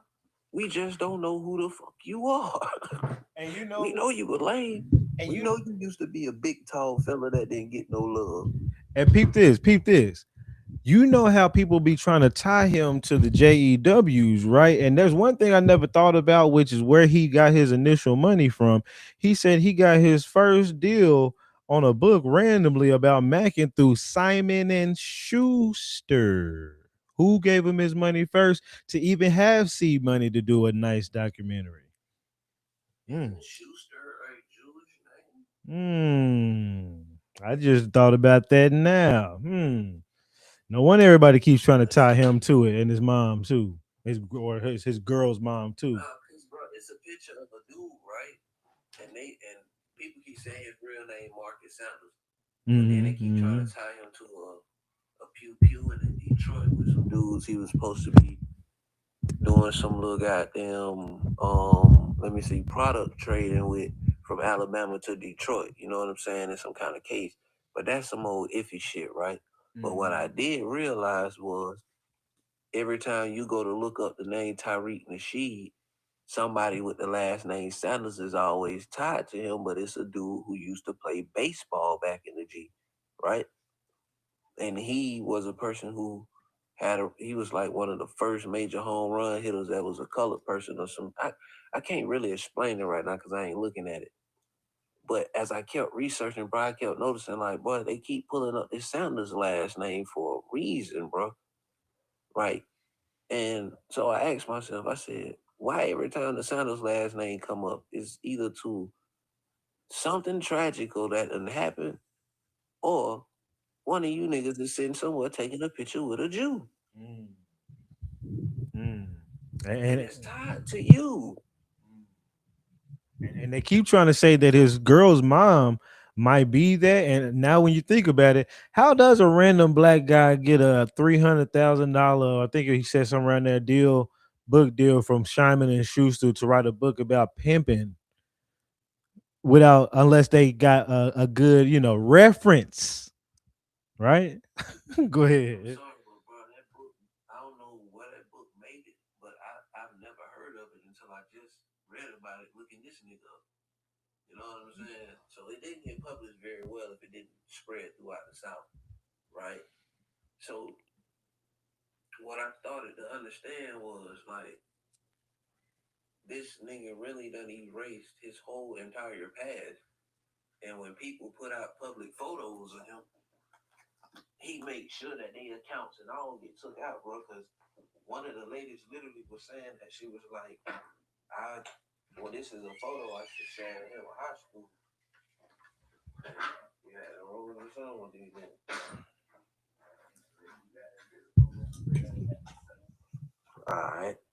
But now, like, it's like, bro, the man is a literal, like everything about him done disappeared, bro. High school, middle school records. Like, bro, when I say nothing exists of this man past him going from Detroit to Alabama to California, that's his story. It's like nothing happened in the middle of his life. On one jank, they got his parents being Ernest Williams and Barbara Williams. And it's just like, bro, who the fuck is your parents, bro? It ain't a nigga in this world who records are that fucking hid, bro. Yeah, Boy, for real. you work with somebody. Like, listen, bro. There ain't no celebrity who information is that hid, my dog. Especially if That you is online every real. day. Yeah, especially if you're online every day. It'd be different if you was like an old person with that, you just never online, whatever. But I feel you. No, but that's real, bro. Like, people gotta realize this. Like, Sinbad really got rid of the movie Shazam. And the more and more people pulled up, that man literally had to get online and tell folks, bro, listen, do y'all know the trouble I went through to remove that? Y'all keep posting that. Y'all gonna start being removed. The CIA wanted that gone. Mm-hmm. So when people start thinking about it, like, who got the power to erase information like that, bro? That you can go on any website that like, listen, bro, I can find things about me on the internet that I feel like shouldn't be on the internet, but it's there, and I can Google it if I type my real name in. Yeah. So there's no way you existed all these years And bro, they had no information on you, bro. I'm sorry, but boy, Angie, boy. let me see if Angie want to say something. Oh, I gotta get Well, yeah. I just wanted to. Yeah, I'm Black American. I've been. My mother is from Georgia. My grandmother is from Georgia. Her mom is Georgia. My grandmother, my father, Alabama. Okay, so what I wanted to know is why that there are so many different. How can I put it? We were so cohesive back in the 60s, 70s, 80s. There was a division that came about when the immigrants, I hate to say it, but the black immigrants came to this country and we started being divided and everybody started mixing with them and thinking we're all the same people and we're not. And so therefore they brought their culture in the way of their way of thinking to our land. Remember, it was us against them people. But now it's us against all those people. What the hell has happened here? And I am, my mother was born in 1927. And I just want to know why can't ADOS, FBA, Indigenous American, African American, Black American, why in the hell is there so many different divisions of people when we're all the same damn people except the African people? I'm just saying why, and this is all like almost like COINTELPRO division again. What in the hell are we gonna do? How can we get to the point of where we're all in agreement except for the African diaspora, because we are not African people, right? Why can't they accept that we're not Africans? I just want to know. Please let me know, because I'm confused. And you so you're saying who's doing the division? I'm sorry. The division is because we have so many different groups. Okay, you just saying in general. Okay, you just saying in general. Okay. We're really all the same people, but we just have these different name and factions. Okay, okay. I'm with you. Well, I'm sorry, I'm not gonna cut you off. I know you're the host, but too many chiefs and not enough Indians. I'm just saying. Anyways. Well, yeah, I'm with that. I can understand the entirety of everything. I agree. I would say that's why the American Indians stand on history and paperwork. Paperwork being not only genealogy, meaning book records, meaning primary source records, newspapers, National Archive documents, anything that's hard, concrete to prove everything that we can of who we were, at the core of who we all are and exactly what happened to each little one of us, what's the little stories in between, so that way we can break it all down. What happened with the so-called Negroes from Europe when they came here? What happened with the so-called Africans? How many of them was it? How many Europeans? How many of us was it? How many of the white folks? When did the white folks come? When did the Asians come? When did the Japanese come? When did these other folks come? Everybody coming up in here, did we all mix? No, we didn't mix. If we didn't mix, how did things get with it? We're trying to figure, we figure all these things out, to be honest with the people on these, on these panels. We go hella hard just to try to dive in on every little topic. It's like I feel like until we get every single super piece of the puzzle down pat, that's the only time where people will somewhat listen to us. And even then, they still gonna need they're gonna need to hear that information from whoever is at the head of whatever they listen to, whether they listening to ADOS or FBA or Black Jason Black or Professor Black Truth or Umar or goddamn Boyce Watkins or goddamn all these other motherfuckers out here. Whoever they choosing to listen to. What we want people to start doing is stop listening and start looking. Start looking at what I show you. Start looking at what Yaya shows you. Start looking at what TB shows you. TB gonna show you. He gonna have his phone up ready with all kind of source and documents. And if ain't nobody bringing up source and documents and and showing and proving, this is where the buck stops. This is where the buck stops with all that, with all the reclassifications, all that buck stops here, unless people want to continue to go down the misnomer route, we're gonna go down the historic route. And it's just odd that people who like Tariq, who does documents about history and tells you to look at history, and people don't know history, doesn't want us to look at the history with the paperwork. He makes fun of it. Like, well, a primary source, that should be the first thing a historian knows about. That should be a day one, you know. So these people look crazy, man. Some of them, but hey, look, we're gonna stand hard on who we are and what we found and everything else. I gotta let Yaya talk because Yaya is up here. The amazing Yaya. Go ahead. Hey, good evening. Now I done seen you when the sun was up, and now I'm talking to you again, Sam, and the sun is down. Look at this. About to be family in a minute. Right? Hey, there, I have a weird take on it. I'm gonna try to keep it short and sweet. I'm old, and if I get off in the babbling, cut me off, Sam, please. You have my full permission. But I want to say this: there is no confusion if you just stand on paperwork. If you stand on paperwork and you want to identify whatever you find on your paperwork, that is your right to do that. I don't care what people identify as. I don't care if they think they're giraffes or kitty cats. I'm in California. It's wild out here. People look in the mirror and see all kind of shit and then pass laws and tell us we got to see it too, or else we're discriminating against them.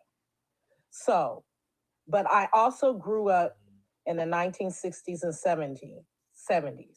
I went on Fillmore and I went to Jim Jones Temple with my grandmama and my mama because they wanted to figure out who was this crazy white man acting like Elvis, taking all these people's property and their money and closing their bank accounts. So I've been there. 3 blocks away is the Muslims. I've been there before, dressed in all white to go up in there. Why? Because my mama and my grandmama was nosy. They were in the epicenter of culture. Everything happened right there in San Francisco. Third Baptist, where the Reparations Task Force, the chairman of San Francisco, vice chair of San Francisco, and sat on the committee. Third Baptist Church, Amos Brown, my grandmother's preacher. So I've seen this shit before where people get caught up in people's personalities, and some of them get on a plane, go to Guyana and drink purple Kool-Aid because he's funny and he walks in like Elvis and the way he talks and acts, and then they sign their names on dotted lines and give away they shit and call themselves all kind of stuff. The Fruit of Islam, the NOIs, the Nation of Islam. They call it because of people's personalities. I suggest that people stick to the paperwork and not people's personalities, and then you won't be confused about all these hashtags and ADOS and FBAs, because if your grandmama didn't know what that was, if your mama was born in 1927, your grandmother has no idea what an FBA and a DOS and none of that is. All she knows is what her mama was and what her mama was. And what people have to understand is they only unveil our census records like every, how many years is that, you guys? Like 40 years, 50 years? So this paperwork that we're looking at right now, our grandmothers didn't get to see this. This is my mother's, my grandmother's and my grandfather's first time being on paperwork. My mother is not on any paperwork. She's too young for her first census records to be released. So this is new for us right now. And I just don't understand why this far in the game, people want us to change our names and to look at a film on hip hop and the Maroons and buy this t-shirt and come to DC to go to the concert and listen to the people talk. And we are fighting for land, on getting these records right, finding out who we really are, finding out who is really who, finding out how this happened, finding out that everything they said was a lie, and finding out that we got to stand on the paperwork that we got that connects us to the people who were harmed who actually name is on the deed.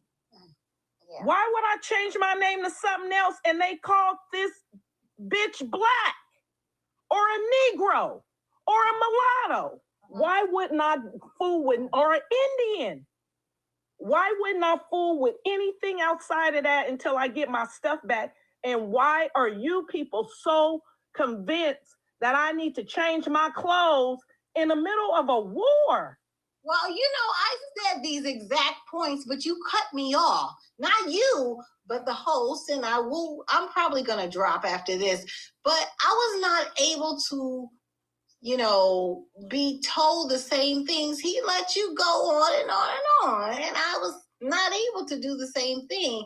I'm probably, I'm 57 years old. So why are you trying to say that?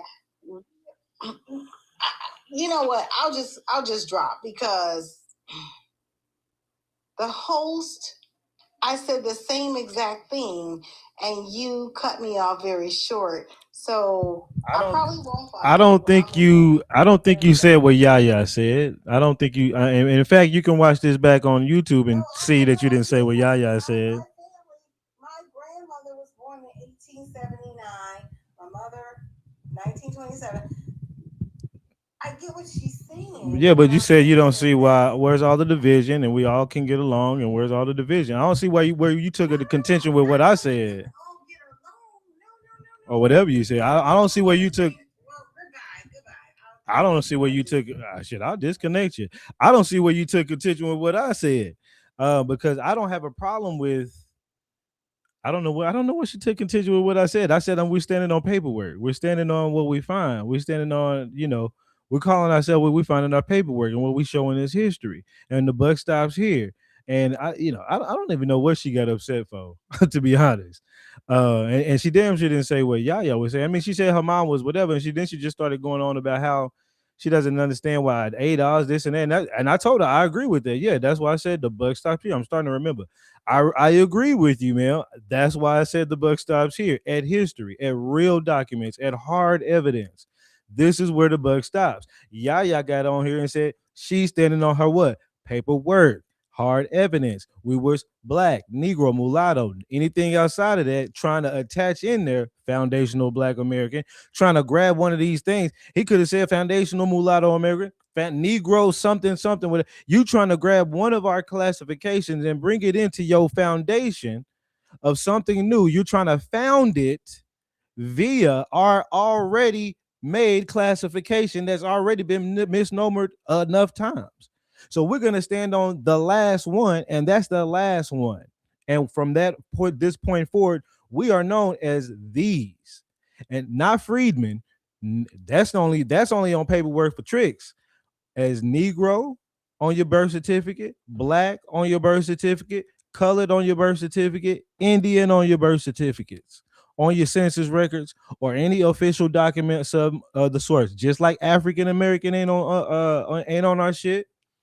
Neither is FBA. Neither is any of the other things. And taking any of those pieces of any pieces of our puzzle and trying to fit them into your founding is against everything we standing for.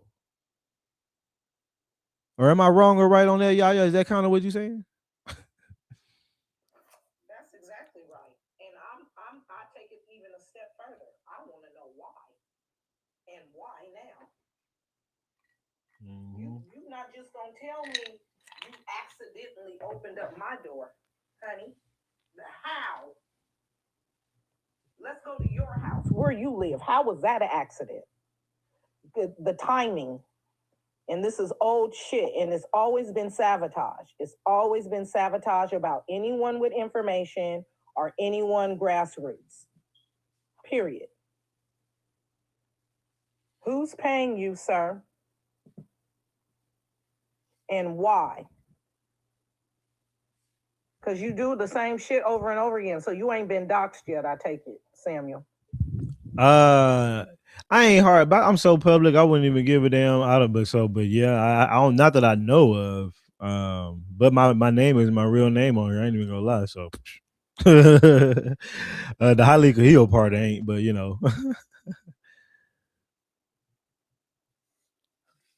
man, them angry ass black folks.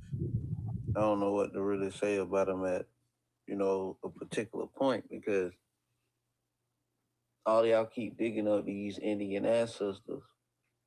Ain't none of y'all finding an African. What you're saying, everything about you is foundational to the United States. Because it can't be America, right? Because when I look at the FBA flag, it say 1526. That means the Asiatic black man is using Spanish history and not 1619 history, which is English history. That means he's using the history of La Florida, and he don't teach none of y'all about La Florida. Has any of them made sense yet? That it's No, because they 1526. so dumb. Some of them say that's not them. They say it's different kind of FBAs. Like this, this is some straight. I wish TikTok was on Twitter in 2022. But now on here, they're saying there's different kind. They say they got indigenous FBAs. They got the ones they got off the ship in 1526. He don't say that though.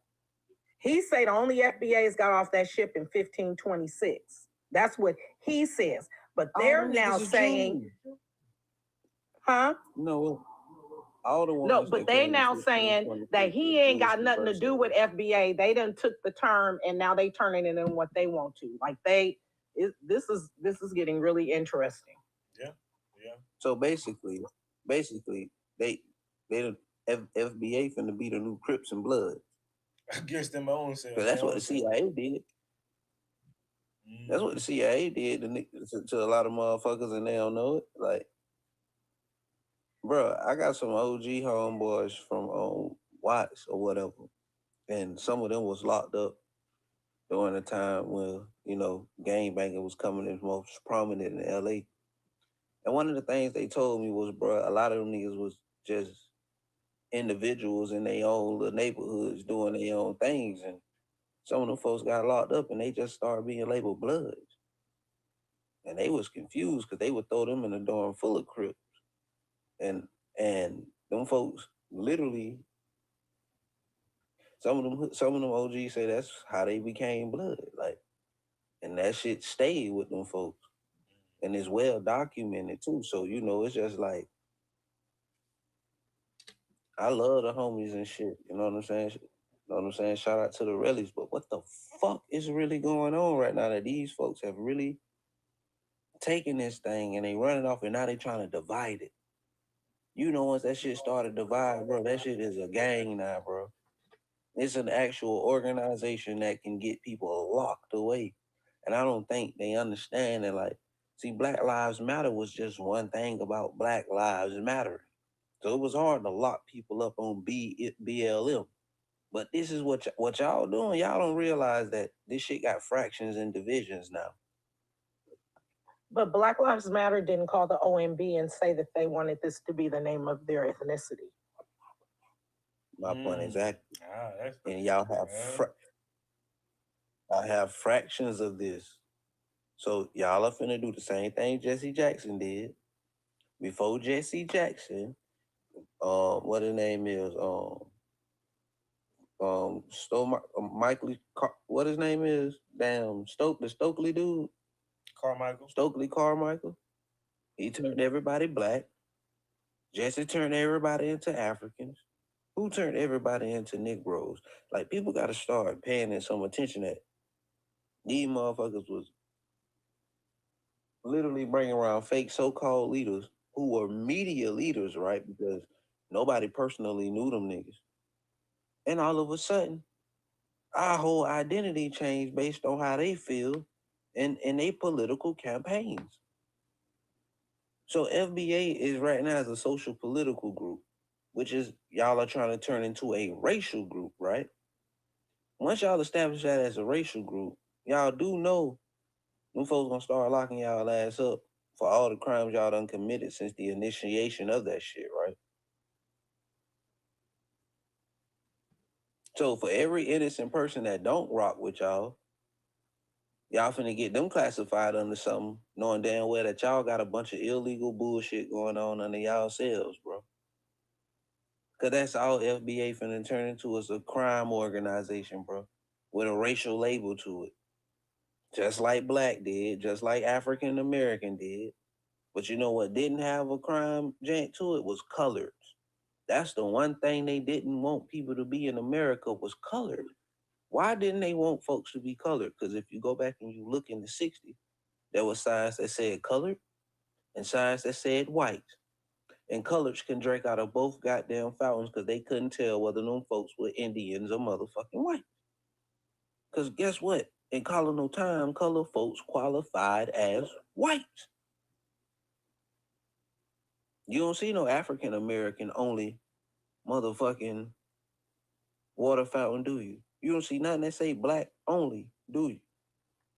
But yet it's still white restaurants you niggas can't walk into and get properly served in. Why is that? Once you've removed colored, you removed Indian. Walter Plecker Laws clearly said he wanted to stop the Indians from being, the Negroes from being able to be Indians and whites. Wouldn't that be the same reason to end segregation? So whites can only be whites and niggas can only be niggas now? Because the Indians are somewhere stuck somewhere on the reservation or don't exist according to the history that we was taught. Because we didn't grow up knowing about Indian reservations. We grew up learning that the Indians didn't exist. Anybody else grew up knowing about reservations? Because down here in the South, where I'm from, I was told the Indians didn't exist no more. All of them weren't alive. Tens of millions of them, smallpox and war. I didn't even get taught that they fought in the Civil War. And this is the things that I'm trying to tell people. So then I grow up learning these things that are different, and now they revise in the history as we spew it out. Every day that we have one of these big debates, you go on the internet, it's a whole new history book that have been put out that's supposed to have been out 200 years ago. And you like, hold on, this was out in the 1820s and 30s? Anybody read this before? So I got a clear understanding that we were taught that Indians and Mayans and Olmecs all just disappeared one day. And let me throw this in there. On the note of the education, like I start to think now how there's a couple women I know that are like teachers, or I know a few teachers, quite a few teachers that are young, like 20, 23, I mean 24, 25, you know what I'm saying? But they started 22, like fresh out of school. Actually, my son also, my oldest son, he ended up getting a high school uh coach position, like an assistant coach. And like he's teaching right out of school, you know what I'm saying? And so it starts to make you think, like, okay, if you go to school, once you get through your 18-year educational degree, you go to school for 4 years, read nothing but curriculum that they give you for about 4 years to be a school teacher. They dump you right there in the class. I said, wait a minute, you in a high school? My son's fresh out of college in a high school. You in a high school teaching kids? Yeah. So what do you think they're going to teach them? The same shit they just learned. When do they have time to really even look at other things? To be honest, like if it's a history teacher, right? Is he going to teach them any other history than what he learned in them books during college as a 22-year-old high school high history teacher? Like it's so bad that's how they really do it, and that's how you get people to disseminate the same shit over and over and over again. And the only way you're gonna get out of it is when you read it yourself, and that's crazy. But you wonder how it's hard to know where to look. Just starting off fresh, it's hard to know. Okay, they'll be like, go to the library. Well, shit, the fuck, where I'm gonna start? And many of us was at that point at that point in our life where it's like, where do we start with this? Like, if I want to look into anything, luckily ancestors within have guided us to all these right locations. I'm out to dry as hell, high as hell. Go ahead, my bad.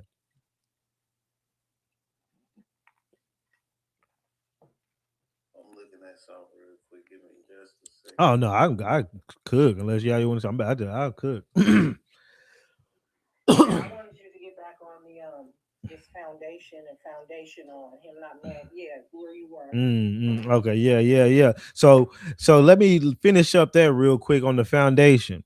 So as we saw, that foundation meant the starting of or the founding of something. Nothing says the starting new of a creation of a race. I thought I had it somewhere up here. Right. Let me just pull it up over here. But we're gonna get okay, founder. And then old boy said, and I wish he should see this shit. I'm probably gonna make a little 10-minute video. I ain't made one in a while just for his ass. Tag his ass now that he following me. Glad you follow me. Let me show you how founder doesn't mean founder of a business. It says to send to the bottom. I don't know when the hell they started using it, and maybe we probably need to look into the literal use of what it is, but they got founder, founded, but fund. Let's see, you see fund a bottom. I guess they say the founder means you started from the bottom, sink to the bottom, saying you just start. I've always said I was the owner. Doesn't know what it means. I'm an interior designer, and I know what foundation means. I know what a foundation of a house is. I know what a foundation means. And he just doesn't know what the name means, and he put "ol" at the end of it. Foundational. All you're doing by putting "ol" at the end of foundation is you're giving it an action. You're giving it now. You're saying it's actually doing. Okay, this is something about. Yeah. Okay. Yeah. You built anything. Foundation means you're holding up the foundation, and everything is built on top of it. I built a whole house on top of a foundation. That's why I said sinks to the bottom. To sink to the bottom. It's at the bottom, and you, is it cool to say I'm at the bottom? I'm the soil or whatever. That's what founder. With founding, it's the or with found. What did it say? Hold on. Whatever the last one said. On foundation.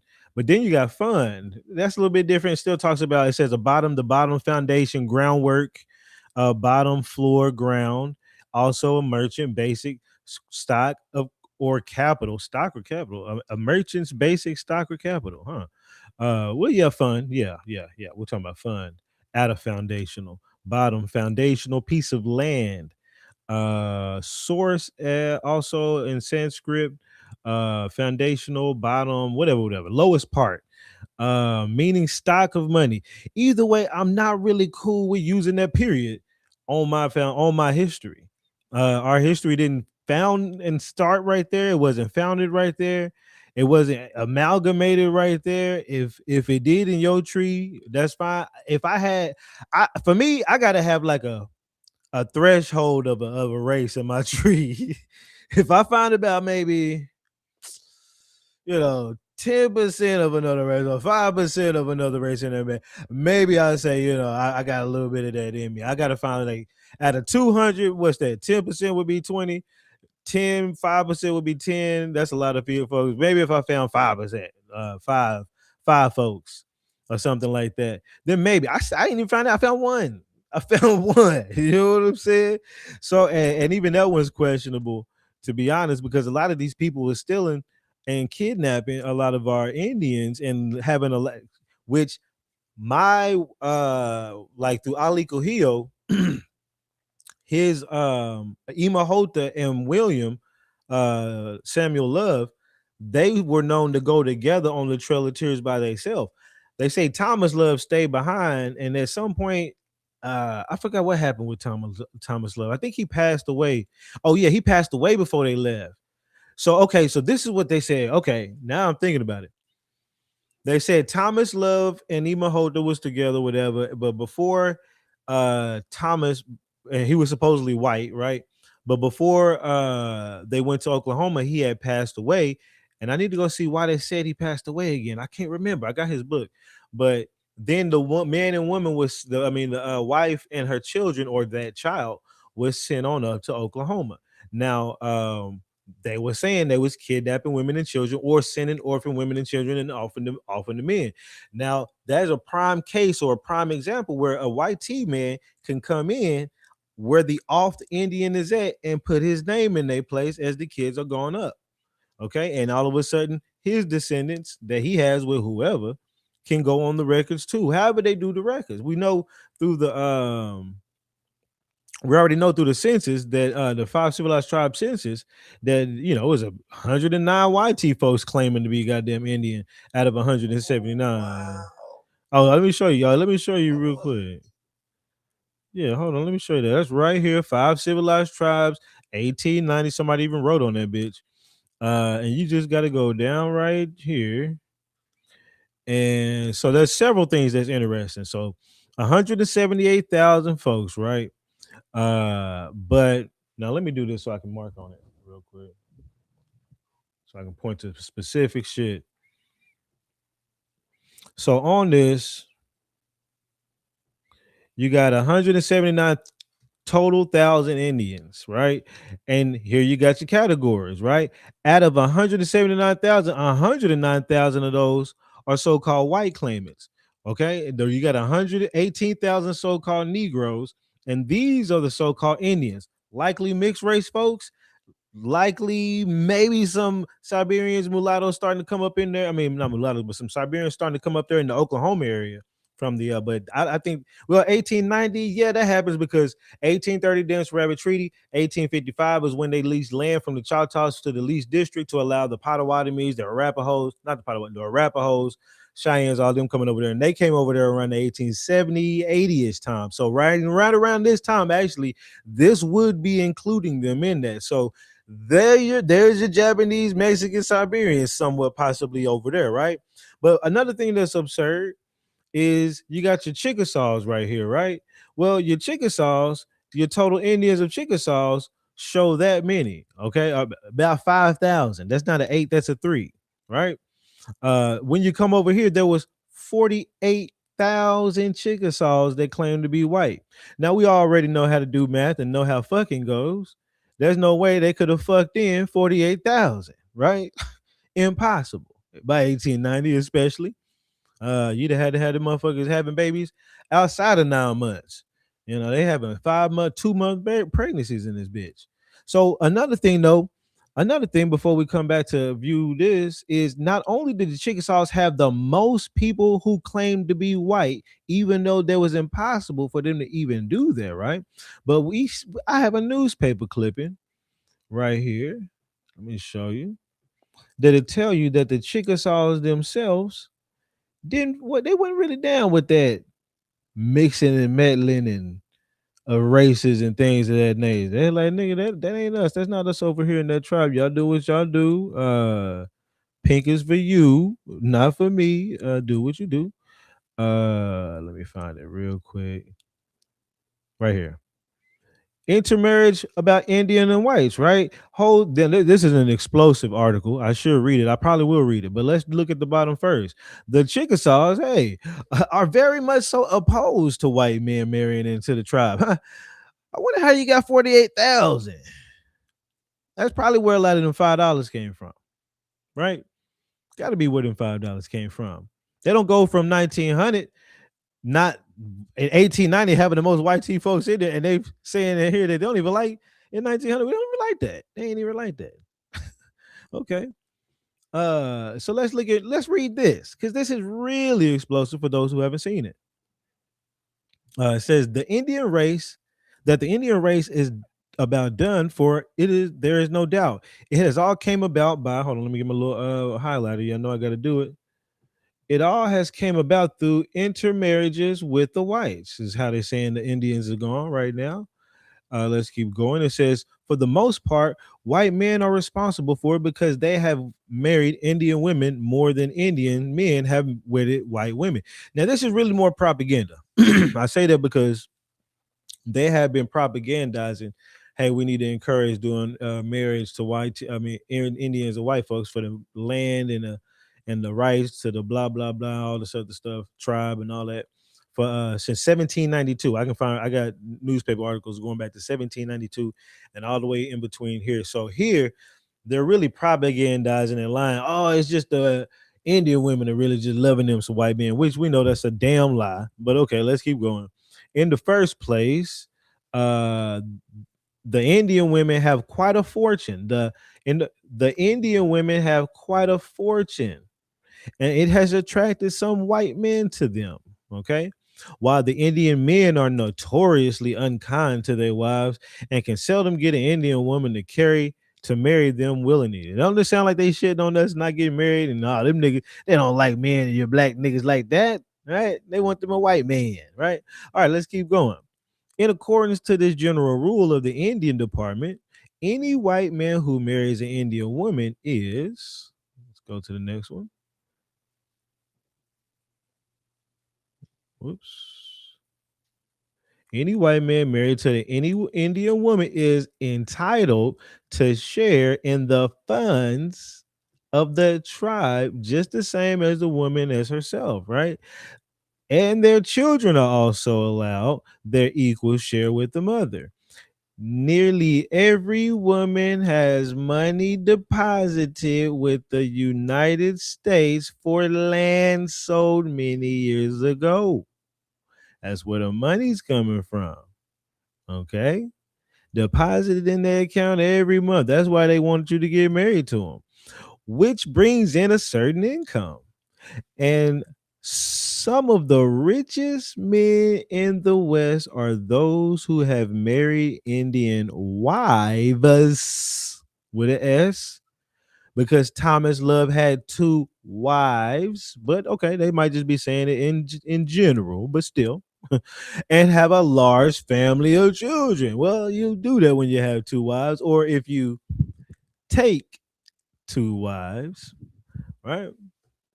It says here the Indian chiefs all try to get a white woman bride. It basically is kind of and considered as a market distinction. They just saying, hey, sometimes niggas try to get them a white girl, you know what I'm saying, and they feel good about it. Hey, look at my white girl. That's all it said.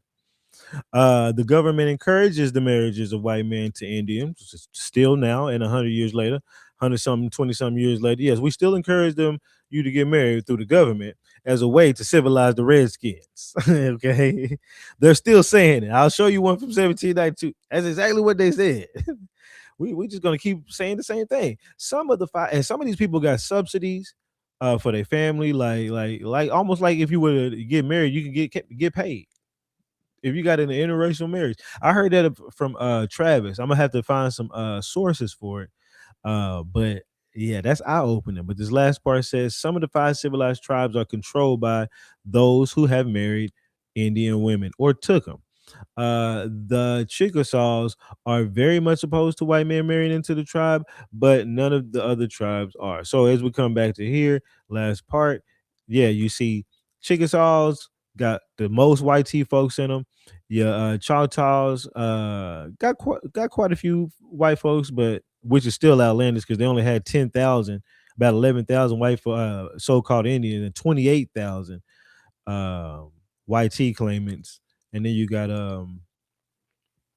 man, my mouth is dry. Then you got the Cherokees. But notice, your big they still show a lot of Negroes in the Creeks and Seminoles because they didn't come over till later, and they ain't got that many whites that's claiming that. And they probably wouldn't there. Them niggas would have got shot. Them niggas came over with their guns on them, as they said, and as I showed in pictures. So, but they still made their way in some of them tribes too. So yeah, when it comes to all that, yeah, the whole thing. But of course, this is the play Indians that they send up to Oklahoma, which are real Indians, but mixed in enough to mix in with some of the other ones. It's like they brought enough to validate that they had some Indians with them, had some YT folks as church wardens or guardians or school wardens over some of them, or orphans, over some of them that are orphaned. You know what I'm saying? They take them up there, and so it's like, yeah, we got Indians with Indian blood and Indian ancestry. Now let's move in some of these KKK whites that are prevalent in Oklahoma. Let me also move in some of these Arapahoes and Mexicans and stuff. They usually down there in the bottom side, but you'll catch some of them up there living on the south side of Oklahoma City, sometime looking just like a Mexican, acting just like a Mexican, except for when they want to go to the backyard and have a sweat lodge. I think y'all was just in this bitch with a sombrero drinking the goddamn Corona, nigga. Get the fuck out of here. What's up, C3? I see you down there. What's up, Aquila? Yeah, I thought somebody was, she be playing. Uh, but yeah. So back to the FBA ethnogenesis thing. So now we broken down the word foundational. I don't like it. Black, I'm not opposed to it because the reason why I was going to show the changing of the definitions of the word black is to show the corruption. When you can see where the corruption happened, you can at least be like, okay, I know what happened, but it already happened. It's already on our paperwork. I accept it because of that, the paperwork. Not I accept it because it feels good to me that Tariq told me that I should accept it because that's what we done with everything else, right? But you want to stand on paperwork with. Say it again. Look at this before you go further. Look at this before you go further. I'm with it. I'm going to solidify something for you real quick. I found this dude. Yeah. Oh, hold up. Yeah. Hey, wife is one of those. Me no black poppy. Reminder that Dominicans are not black. We are not black. And no matter how much black Americans cry about it, we're not black. We will never be black because I look black, but we are not black. And it's just a reminder to black Americans who are so pathetically forcing Dominicans to label themselves as black. When we keep telling them we have our own culture, we know black poppy, they still force it on us. Yeah, y'all, this ain't a good look. Tariq just keeps on embarrassing himself. You know that's his wife, right? Oh yeah. No, Me no black poppy. Oh, so how is he getting away with this? How is he getting away with this? The girl that is literally Haitian and her mama's white.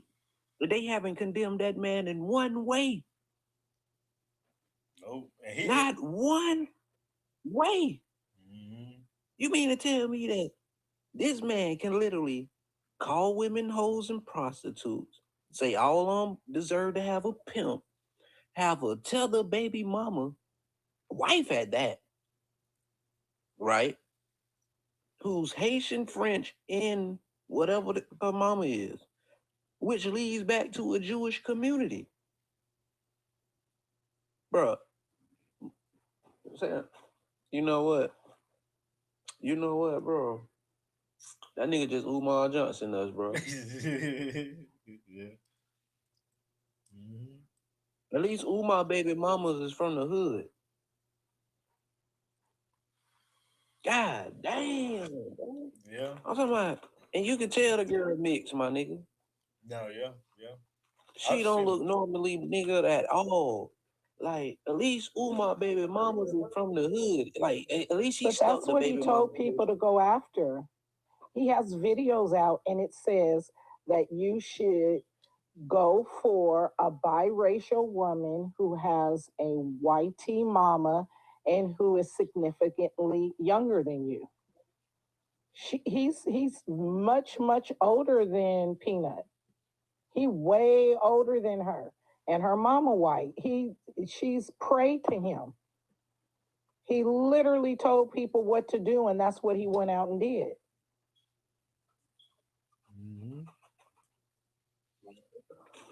I am stunned by this. Like, I'm so baffled. And I can't see how a nigga that could make a cover of a book with a flat booty Asian on my motherfucking chest with a goddamn pimp cup and a whack ass Steve Harvey suit, how this nigga could get a goddamn deal.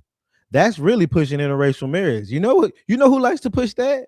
Who pushes a lot of interracial things in, like, whether it be adult content or whatever?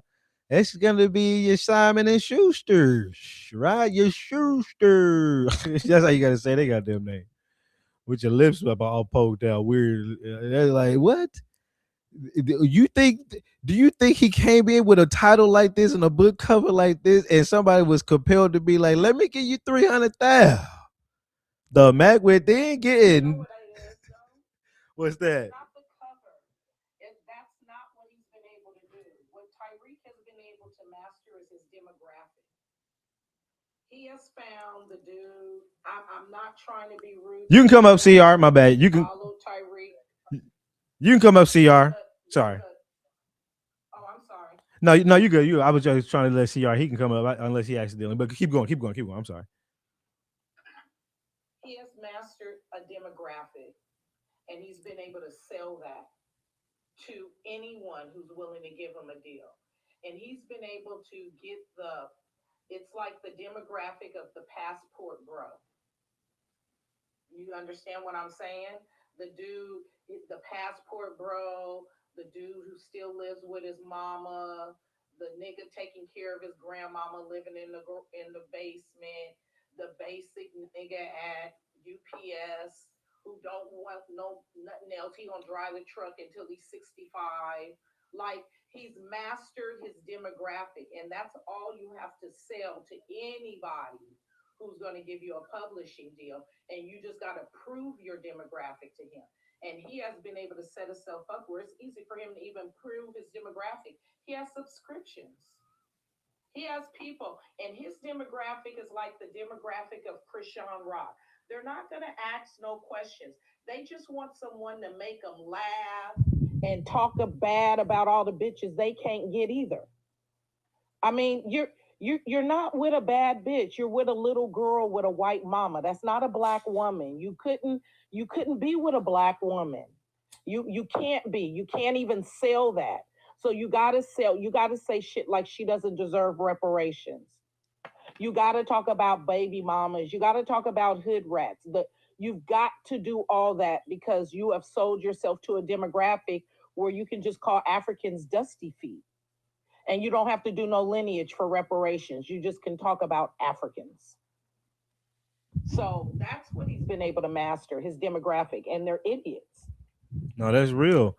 And you hit on something important that I didn't say that I thought about many times is that he should, and TB was saying this earlier, he shits on black women all the time. Like me, one thing you'll never hear me say, and I have defended a lot, is any kind of blanketed talking points against our people as a whole, and our women as a whole, because in many cases it's coming from people who can't get them, who have issues going on in their own motherfucking lives. I used to hit up live streams all the time that was in that passport bro kind of red pill era, and one of them I used to hit up. I was known as Chef Bay back then, and I would go up there and I be that one dressed up clean, telling them these niggas, y'all need to get y'all shit together. They was sitting there telling how the women are fat and all this. I was like, nigga, look at y'all. You sound like you about 350 pounds. How you gonna sit here and talk about women? You the other people on there, you sound like you slow. One dude said he ain't even had a girlfriend yet, but he was talking about being a passport, bro. I said, man, you need to take it. Don't you think you need to at least try one of these over here, at least before you listen to these niggas to get you caught up to go to a whole nother place? Maybe you could do better than what they did. Maybe you might enjoy it. Somebody's enjoying it. People are out here enjoying life. I used to go off on these niggas, man.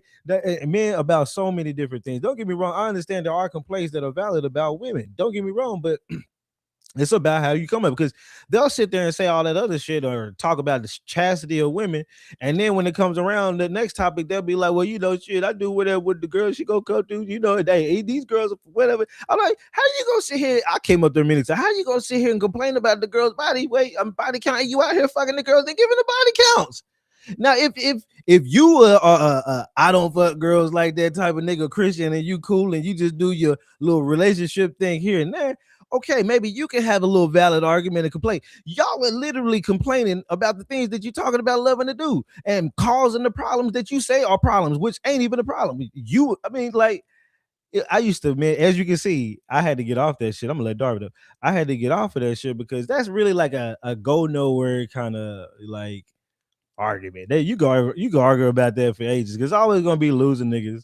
It's always gonna be your average everybody just kind of not caring about the shit. And it's always gonna be some niggas at the top trying to act like they extra alpha to entice the young niggas to look at them and be like, follow me, nigga, and get some money off y'all. That's Tariq. But like the whole mag with their book is typically pretty much the same thing. You know, hey, look at me, I'm that nigga. Look at how I can stand in front of this Rolls Royce I ain't got.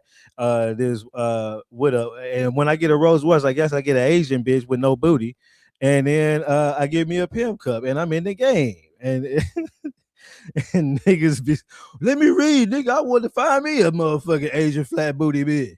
What is up, Darvin? Hold on, go ahead. That's the demographic. The mentality of the nigga that thinks pimping is okay. That's some sick shit. The mentality of a man that would pimp, and the mentality of a man that would look up to a pimp, and the mentality of a man that would mac, and the mentality of a man that would want a Mac and look up to a Mac. That's his demographic. Because I don't know men like that. I don't have men in my life that think pimping and macking is something to aspire to. That's disgusting. So, but there are men that think that that's okay, and those are the men that are FBAs. That's his target market. He could get them to. He could Jim Jones them, because some people are just into entertainment and self gratification. And earlier, you guys were trying to appease to the women and letting the women of FBA know how rude the men. Them bitches don't care. They are predators just like the men. They will run a woman down. They don't care nothing about what them men. They've had rallies and women have been inappropriately touched and all kind of wild. And then women defend the FBA people. One of the FBA men that's with them, he hit a woman in the head with a hammer. Not Professor Black Shoes. What's the other one with the deep voice that be on? Jason Black. Jason Black. And them women defended him. He had a whole affair with one of them little FBA chicks. So it's very cultish. And I think they're all idiots, the men and the women. And I want y'all to know, ladies, your boy Halika Hill would never do you that way. You know, you can come through, whatever. All right, whatever. Go ahead, Darby. What up? Just checking in. Just had checking in. Just heard. Well, not just heard, but I heard about what happened earlier. I tried to pop in, but they had dropped you when I popped in the live. Oh yeah, man. It goes to show no logic can be said to anybody. There was no excuse for him to interrupt me when I was trying to throw up the Dred Scott thing. I could just throw that up for 30 seconds and I would have said my little whatever. I wish they would record it and play it back, so because I can break it down. But even when I broke down Tariq, yeah, I redeemed myself in front of my folks that may have thought differently, and they like, oh, okay, when you break it down, yeah, you weren't really tripping. You was just a little heightened at first. You know, my voice is elevated. My voice is elevated now. This is really kind of how I speak. But I understand. I was like, Joe, can you tell me how this and that? But that's kind of how I am. I mean, have you seen me go to any panel that I've talked to people that I'm not like that? So I was like, I'm supposed to adjust myself, but for who? This nigga? I'm gonna be just like me, nigga. I come in with a point of contention with what you got to say on these talking points, taking out shit, and I'm gonna show you these facts, and you can debate it or not, and bring up your own little sources or whatever. But then I tried that with Tariq, and then that didn't happen, and I'm glad I did it twice because I tried it, stuck to the topic. Didn't denigrate nobody, didn't raise my voice, didn't call him any names, and I got called all kind of names and got ridiculed and all this other stuff. And then when I go on Afro Elite's panel, pretty much the same exact thing. I'm still trying to say what I'm trying to say. I'm getting interrupted instead of muted this time, getting interrupted multiple times, and they just like, oh, you just all over the place and showing his emotions like, as I'm talking with all the extra shit like a little old hoe. And it's just like, okay, man. If this is what I get treated like, then what's the point of having prompts up for doing any kind of debates? You just want dumb niggas to come in this bitch? And so y'all can rap. That's really what it is. You want dumb niggas to come in this bitch so y'all can rap on them all day because you don't want nobody to come in here with any kind of sense. You know what I'm saying? The only people that wants kind of people to come in with sense. I've seen. Do y'all know how many panels I've gone into American Indians with heavy hitters that have gotten into arguments over topics and are still cool today after they've gotten past the egos? That's the type of people I fuck with. That's the type of people I will roll with every day of the week. That's the type of motherfucker I feel like will have my back. He gonna stand on truth, regardless of ego. Get this shit off the screen. That's a content creator. Afro Delete and Tyreek, these are content creators. They like the controversy. They wanted you to come in that room so they could have the controversy. That's how he bragged about getting $500 a day from videos of coming into people's spaces on Twitter and starting shit with them to have an argument and then stream it over to his YouTube channel. And I guess now he's on TikTok too. But they'll make their rounds. Like you'll get Wani in here, not our Wani, the Wani with the O from Twitter. You'll get her in here. She'll start taking. They trolling. They over here now. They over here.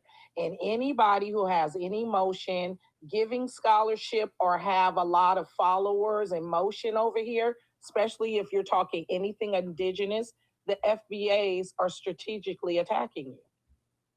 They're strategically acting like they don't know you, coming in your spaces, or you're going in there, inviting you up and starting shit because they're content creators. They get paid. They're getting paid fist over hand. Someone's paying someone, and then they're on the internet, and now they're getting gifts and galaxies and shit, and they're monetized on YouTube, and this is how they get paid. How are you making 500 a day? I need to figure that out. Hold on, you making 500 a day on YouTube? Jeez. That's what Afro Delete claimed that he was making on YouTube, 500 a day. He only got 30. He has 30,000 subscribers. I don't know how YouTube work no more. So it might be his followers. These cult followers. To be honest, that nigga just goes live stream every day. That's why he does it. These cult followers will be hitting you up with them super chats. You know what I'm saying? You can pull. Yeah, the super chats, yeah. Only and I've seen like Jason Black and Tariq don't get a ton of super chats. When I used to watch it, people don't be, and I think because he used to talk a lot of shit. He'll be like, "Oh, you don't send me a little gas money, y'all. You broke this." That's how stupid you are. You're making fun of people sending you gifts. Now you ask for gifts, which is funny, but but like Jason Black, I used to see 30s, 100s flying up that bitch. I was like, damn, this nigga getting at least 2,000-3,000 off this one live stream. Wow. So like it's followers, not really anything else that I've seen as far as like ads. And I mean, I'm sure there's other stuff. I ain't really, for other things, but for them, it's got to be that. You know what I'm saying? But yeah, like and look, I'm not one to just be like I'm just go into these FBA rooms and cause havoc. I don't really be in these FBA rooms like that. And when the times that I have been up, people fuck with me, always give me my credit, credit for who I am to, like foundational, a couple others, you know what I'm saying? Usually be like, what up, boss? You know what I'm saying? That's Samuel, you know what I'm saying? So I always get, you know what I'm saying, my little shoe in for here and there. And even last time, like I showed shit to they little dude, what's that nigga, Professor Allen. Showed him some stuff. He was like, man, can you send me that? You know what I'm saying, about the Yamacrab at Kusa Ponakesa, Mary Musgrove. But also showing that there was some Indian slave, that she had some Indian slaves. I was like, yeah, no, it even shows that these people had Indian slaves. And the reason why I brought that up is he was talking about Oglethorpe. And I was just looking up everything about Oglethorpe, Mary Musgrave, Yamacross, Yamasee, separate faction from them, whatever the whole story. Yeah. And so no, go ahead. What'd you say? I got folks on my mom's side from Oglethorpe. They was in the Oglethorpe plantation. Oh, really? And yeah. And see, I don't know. I haven't dug too far on the history of him himself. I do know that he started a college out there, and it's called Yamakra. I have their yearbooks. So, and I know Tomo Chichi, I believe, is buried on their grounds. He was a Yamakra chief, and his nephew, which I'm trying to go into now, and I told Chief Seiko this today. Before I start writing on this book, I got to find this story because Travis said that Tomo Chichi's nephew was one of the ones that was first sent over to England to learn the Christian faith and come back and start preaching it. And I have that newspaper document that said, hey, they've already trained some people and they trying to buy more foreign-born Negroes and to be with these Indian slave, put the Indian and Negro slaves together, which those Negroes were European Negroes, Sephardics, or whatever the heck that TB was actually just pointing out. So the corruption is crazy from what we find there. But of course, we're also finding the corruption whittled down to certain smaller areas, giving us a better power to our story that not everybody was slaves. The propagation of the Bible and going west and the whole orphans and all this stuff, it happened in certain areas, whatever. But go ahead, Ari. I need to get some water.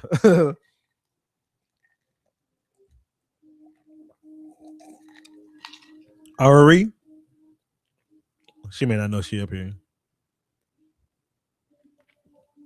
Yeah, she probably don't know she up here. Hold up. I'm gonna drop her back down. Much love, Ari. If you do want to come back up, let me know. You know I love you, Ari. It's one of my faithful folks always in here for hours getting the game, man. Many of y'all, a lot of y'all, been in here getting game for hours with me on many occasions. And I love y'all for that, man. I much, I can't say how much I appreciate it and how much y'all retain, how much y'all add to the convo and add to it with your intellect.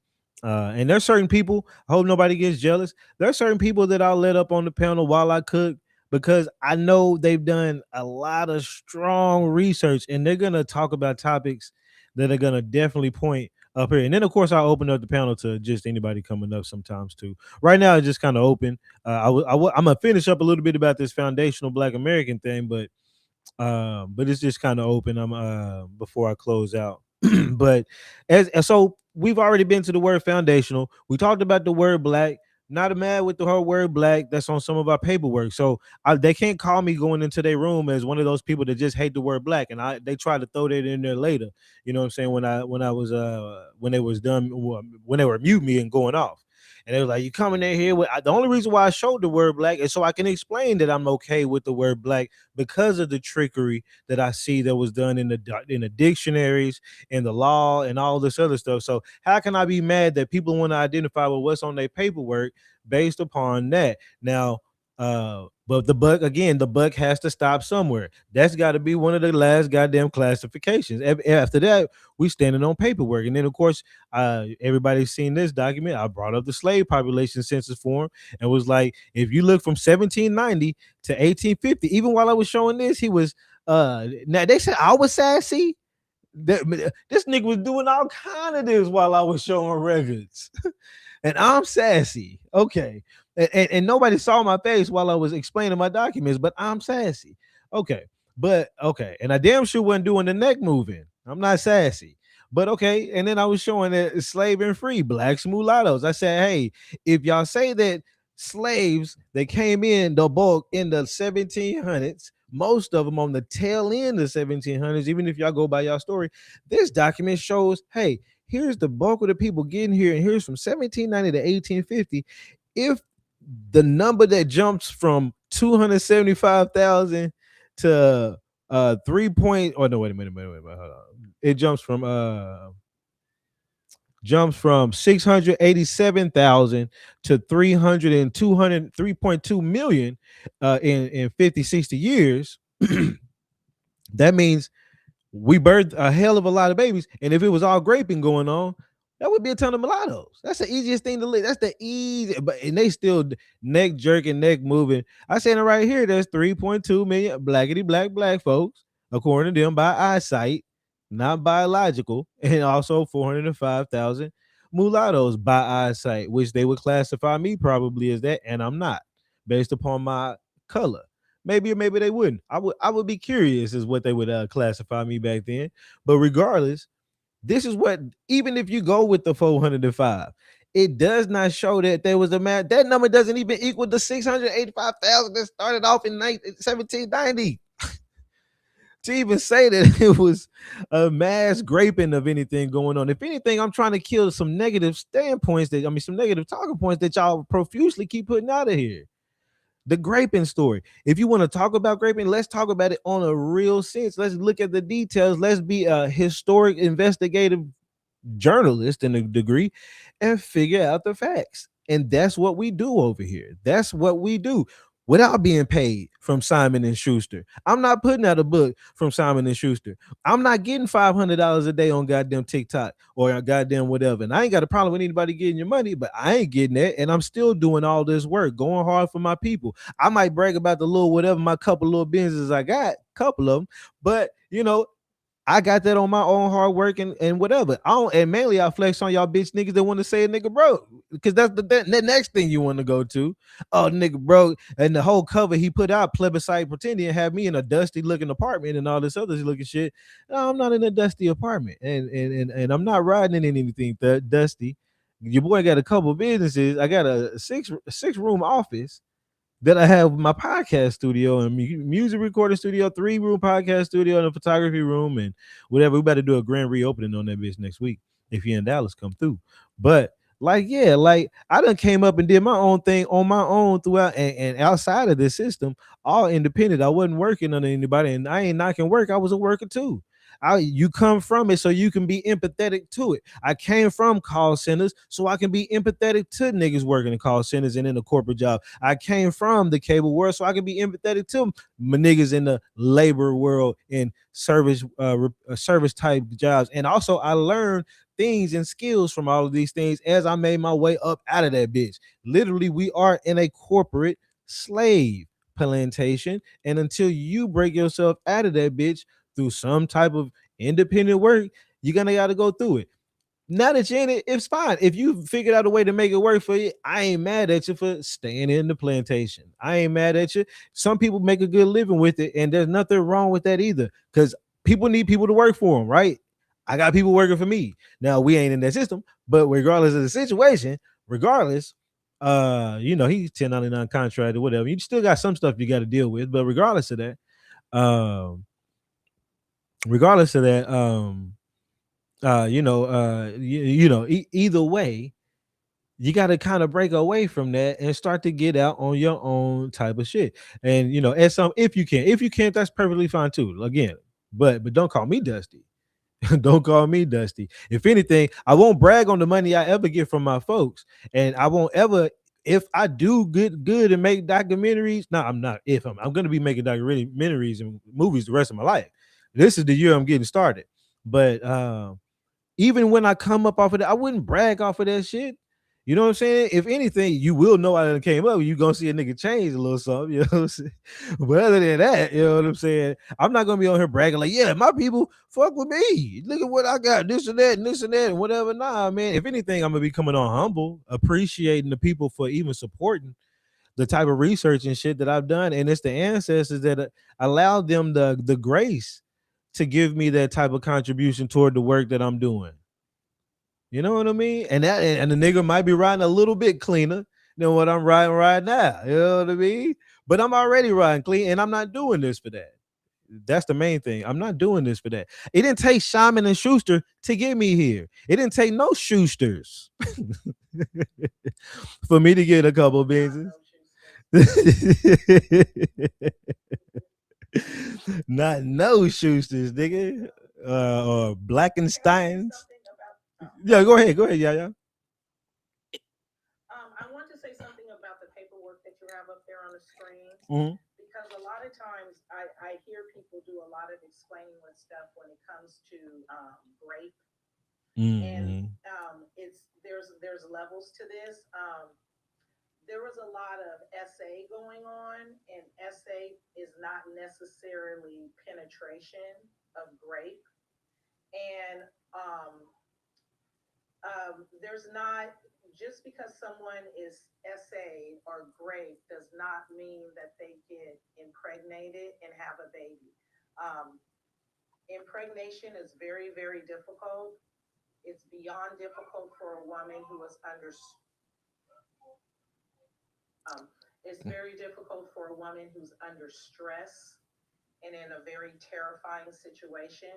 And in today's date, only 5% of women who are raped become pregnant from the grape, because it's very low percentages for that to happen.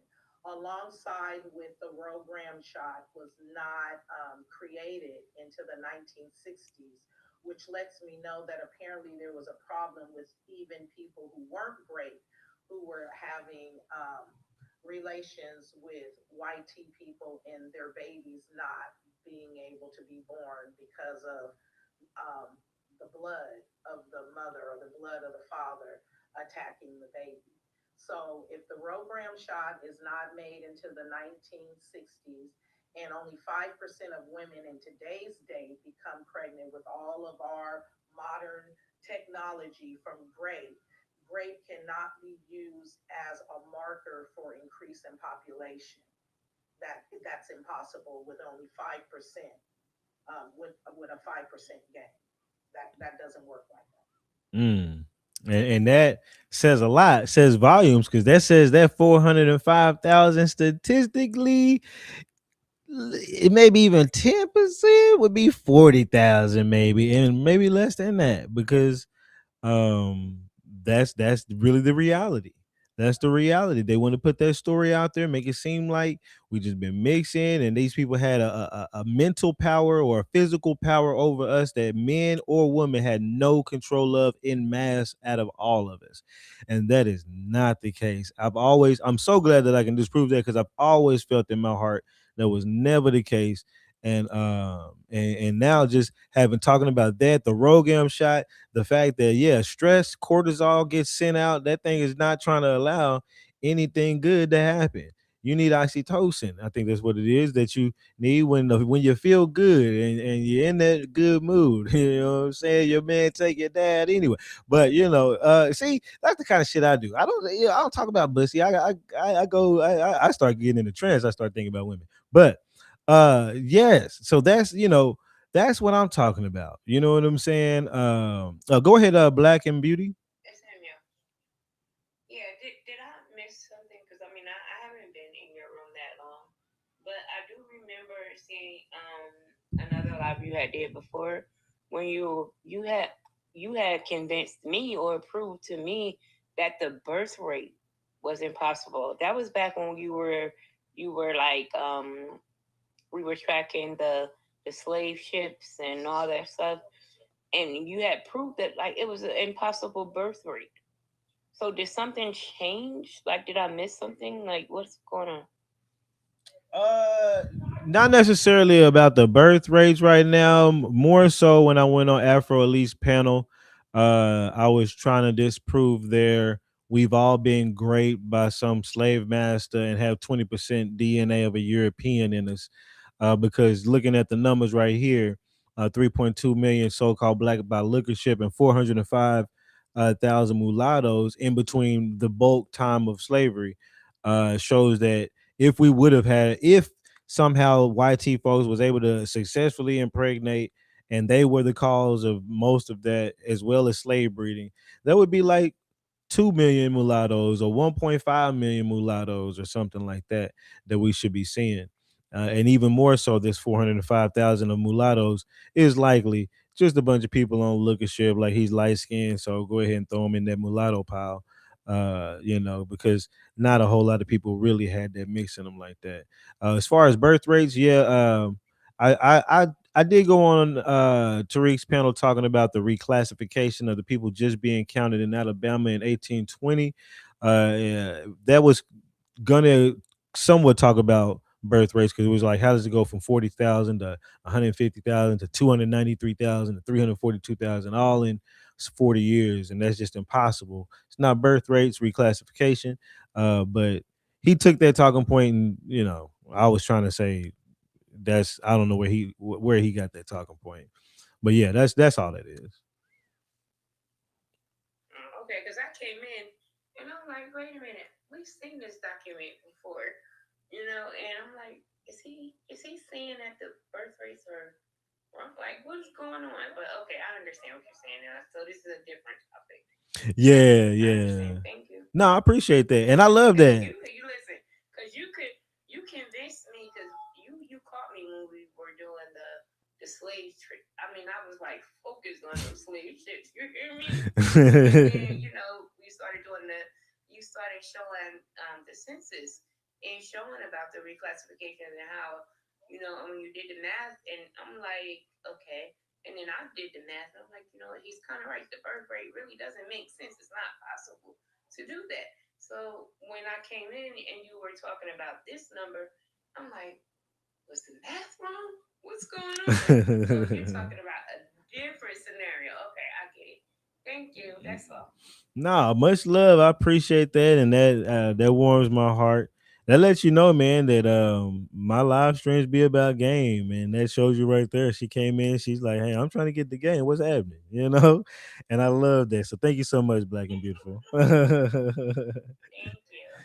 And I want to add this last little piece really quick. If anyone is going to be having biracial babies, is going to be the white tea woman with the um with the black father or the melanated father. That's how that game is going to go because a black man's Mm. sperm can get a white tea woman's egg fertilized at any stage from day 1 to day 4 if she holds it to 6 days. From day 1 to day 6, the black man's sperm at every stage can fertilize her egg. But on the other hand, the white tea man's sperm can only fertilize the black woman's egg when her egg is dying. It cannot penetrate her egg and fertilize her egg when her egg is new and at its strongest. It has to be breaking down for his sperm to fertilize her egg. So the white tea woman is always going to have a higher rate of being the one to carry the biracial child than the black woman is. And that makes a lot of sense because I've heard, I haven't studied or have sources for, but I heard, I think I can't remember who, but they were talking about like how they used to like bring out like these YT girls to the men, like bring prostitutes basically, or free in a sense, but like just bringing women around black men or Indians, back in the day, for that type of purpose to entice them to impregnate them or whatever the case may be. You know what I mean? So, and I believe the same thing goes on today. They talk about that for the higher class ups or the athletes and stuff like that. They be bringing you around these kind of folks, bringing you some white tee folks around you or whatever. Once you start moving up in the ranks or whatever. So no, I can believe it. And the same shit's going on today. Um, if y'all got anything else, my mouth dry as hell. It's kind of late, and I need to go grab something before I end up calling it a night. If y'all got anything else y'all want to say, man, y'all can get some words in before I head out. You take it easy, man. Appreciate that, Darby. Appreciate you coming up. OG. No worries. Keep your foot on them FBA's necks. Oh, Trying to divert your people from the real, real. real talk, real talk. I gotta go harder now. They done double down, triple down on it. So yeah, I'm about to. I should go even way harder for real. What up, TB? He might be already out. Well, I appreciate y'all. Well, let me let this person say one thing that's coming up. I'm gonna let you get about a couple minutes in before I take off. What you want to say something, Bo? Right? Might have been an accident. Bo, right? Probably an accident.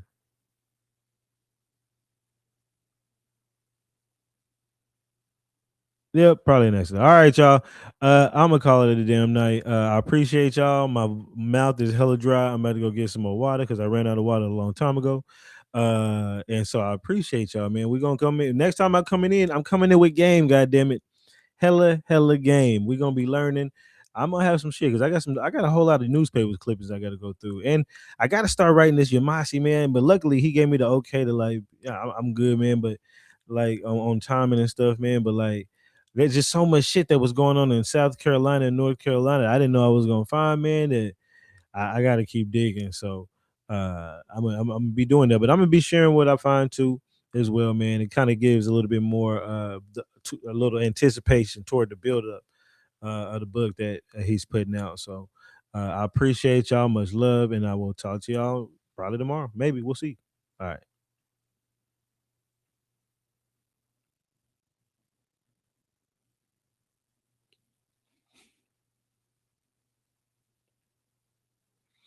Hey, YouTube world, I just turned off my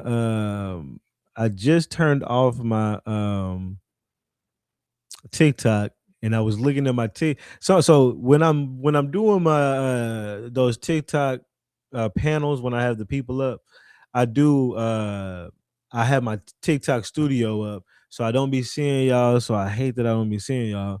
But I got to be looking over there to be letting people in. It won't let me. I gotta let me see when people are coming up, all this other stuff. But man, let me read what some of y'all been saying. The grape stories are nonsense. Besides a few isolated cases, Black Americans overwhelmingly doesn't have this help a group of whites. Exactly, Exactly why you so obsessed with corn on the cob? It's just a veggie. Is somebody that simple in here for real? You said you was getting paid to write a book. Nobody's paying me. Chief Sekou of the Yamasi Indians, who are, I believe this, yeah, state recognized, who's been on the news and been at the state capitol on the news and a lot of legislation, all this other stuff. He asked me, based upon my research, to co-write the book with him. That's funny. Yeah, see, he didn't ask Tariq. He asked me. But you know what? Tariq asked him for an interview. He said no. He asked me. I didn't ask Sekou, can I do the book? Sekou said, hey, Sam, I see you doing your motherfucking thing so much. Playboy, can you get your ass over here and help a player out with this book? You know what, man? I can find time for the amazing, great Yamasi chief of the historic tribe. I damn sure can do that. Now you came to me, and I appreciate that, and I'm very humble at accepting this. Very humble and heartfelt. Now, Tariq, can I get an interview from you, please? I really would like an interview from the Yamachi chief. Get your bitch ass out of here. Get your dumb ass out of here. You don't know no history. What you gonna write? What the fuck you gonna write? Let me go get let me get my brother what's his name? Let me get brother James Smalls in here. We gonna do this Yamasa thing right. We gonna get brother James Smalls in here. We gonna get what's the other one? Dr. Booker T. Coleman, the great brother Kaba Kamane. We gonna get him up in here. You know, we got all the greats here to talk about the Yamases. Whack ass niggas. Fuck out of here. They gonna start respecting our ancestors like that, saying that we're all just constantly being exactly. We gotta get these talking points out. It's a mental fucking spell. It's a mental fuck up. That's causing a lot of hurt, a lot of problems. Now, not like, physical problems, but you know what I mean. You said they had 12 kids though. My great grandparents, very dark skinned, not mixed. Mm, exactly. We uh we leave different at the door. Oh, we leave differences at the door when it's time to build on the engine business. Real talk. Whoops. I just lost my iPad. That's how you tell the real from the fake. What up, Angel Radio? Nikki said that Jason Black character sounds like a whole white male. I see the photo of him at one point. Finally seen the photo, and I don't know. It ain't what I would have thought. Let's just say that he was black, but it ain't what I would have thought. And I ain't got no problems with Jason Black though.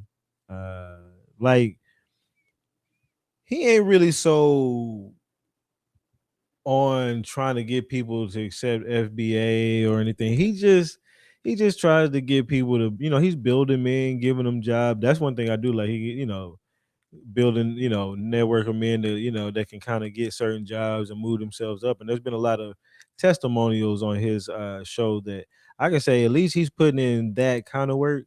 Whereas and then the other videos is just him talking about either political things, which that's perfectly fine. A talking head about political issues, and he's kind of on the pro black side, even if he ain't on the everything in history with us side. He ain't really just, trying to disprove anything or talking shit about us, that I've heard. And then he talks about relationship issues and stuff like that. That's a whole nother lane. But so yeah, I ain't got no problems with Jason Black, to be honest. Uh, I have to question your motives behind all this. You don't like Tariq Cool FBA. Now, first of all, y'all. Oh yeah, I guess I did have the title as FBA or dumb ish, some dumb ish.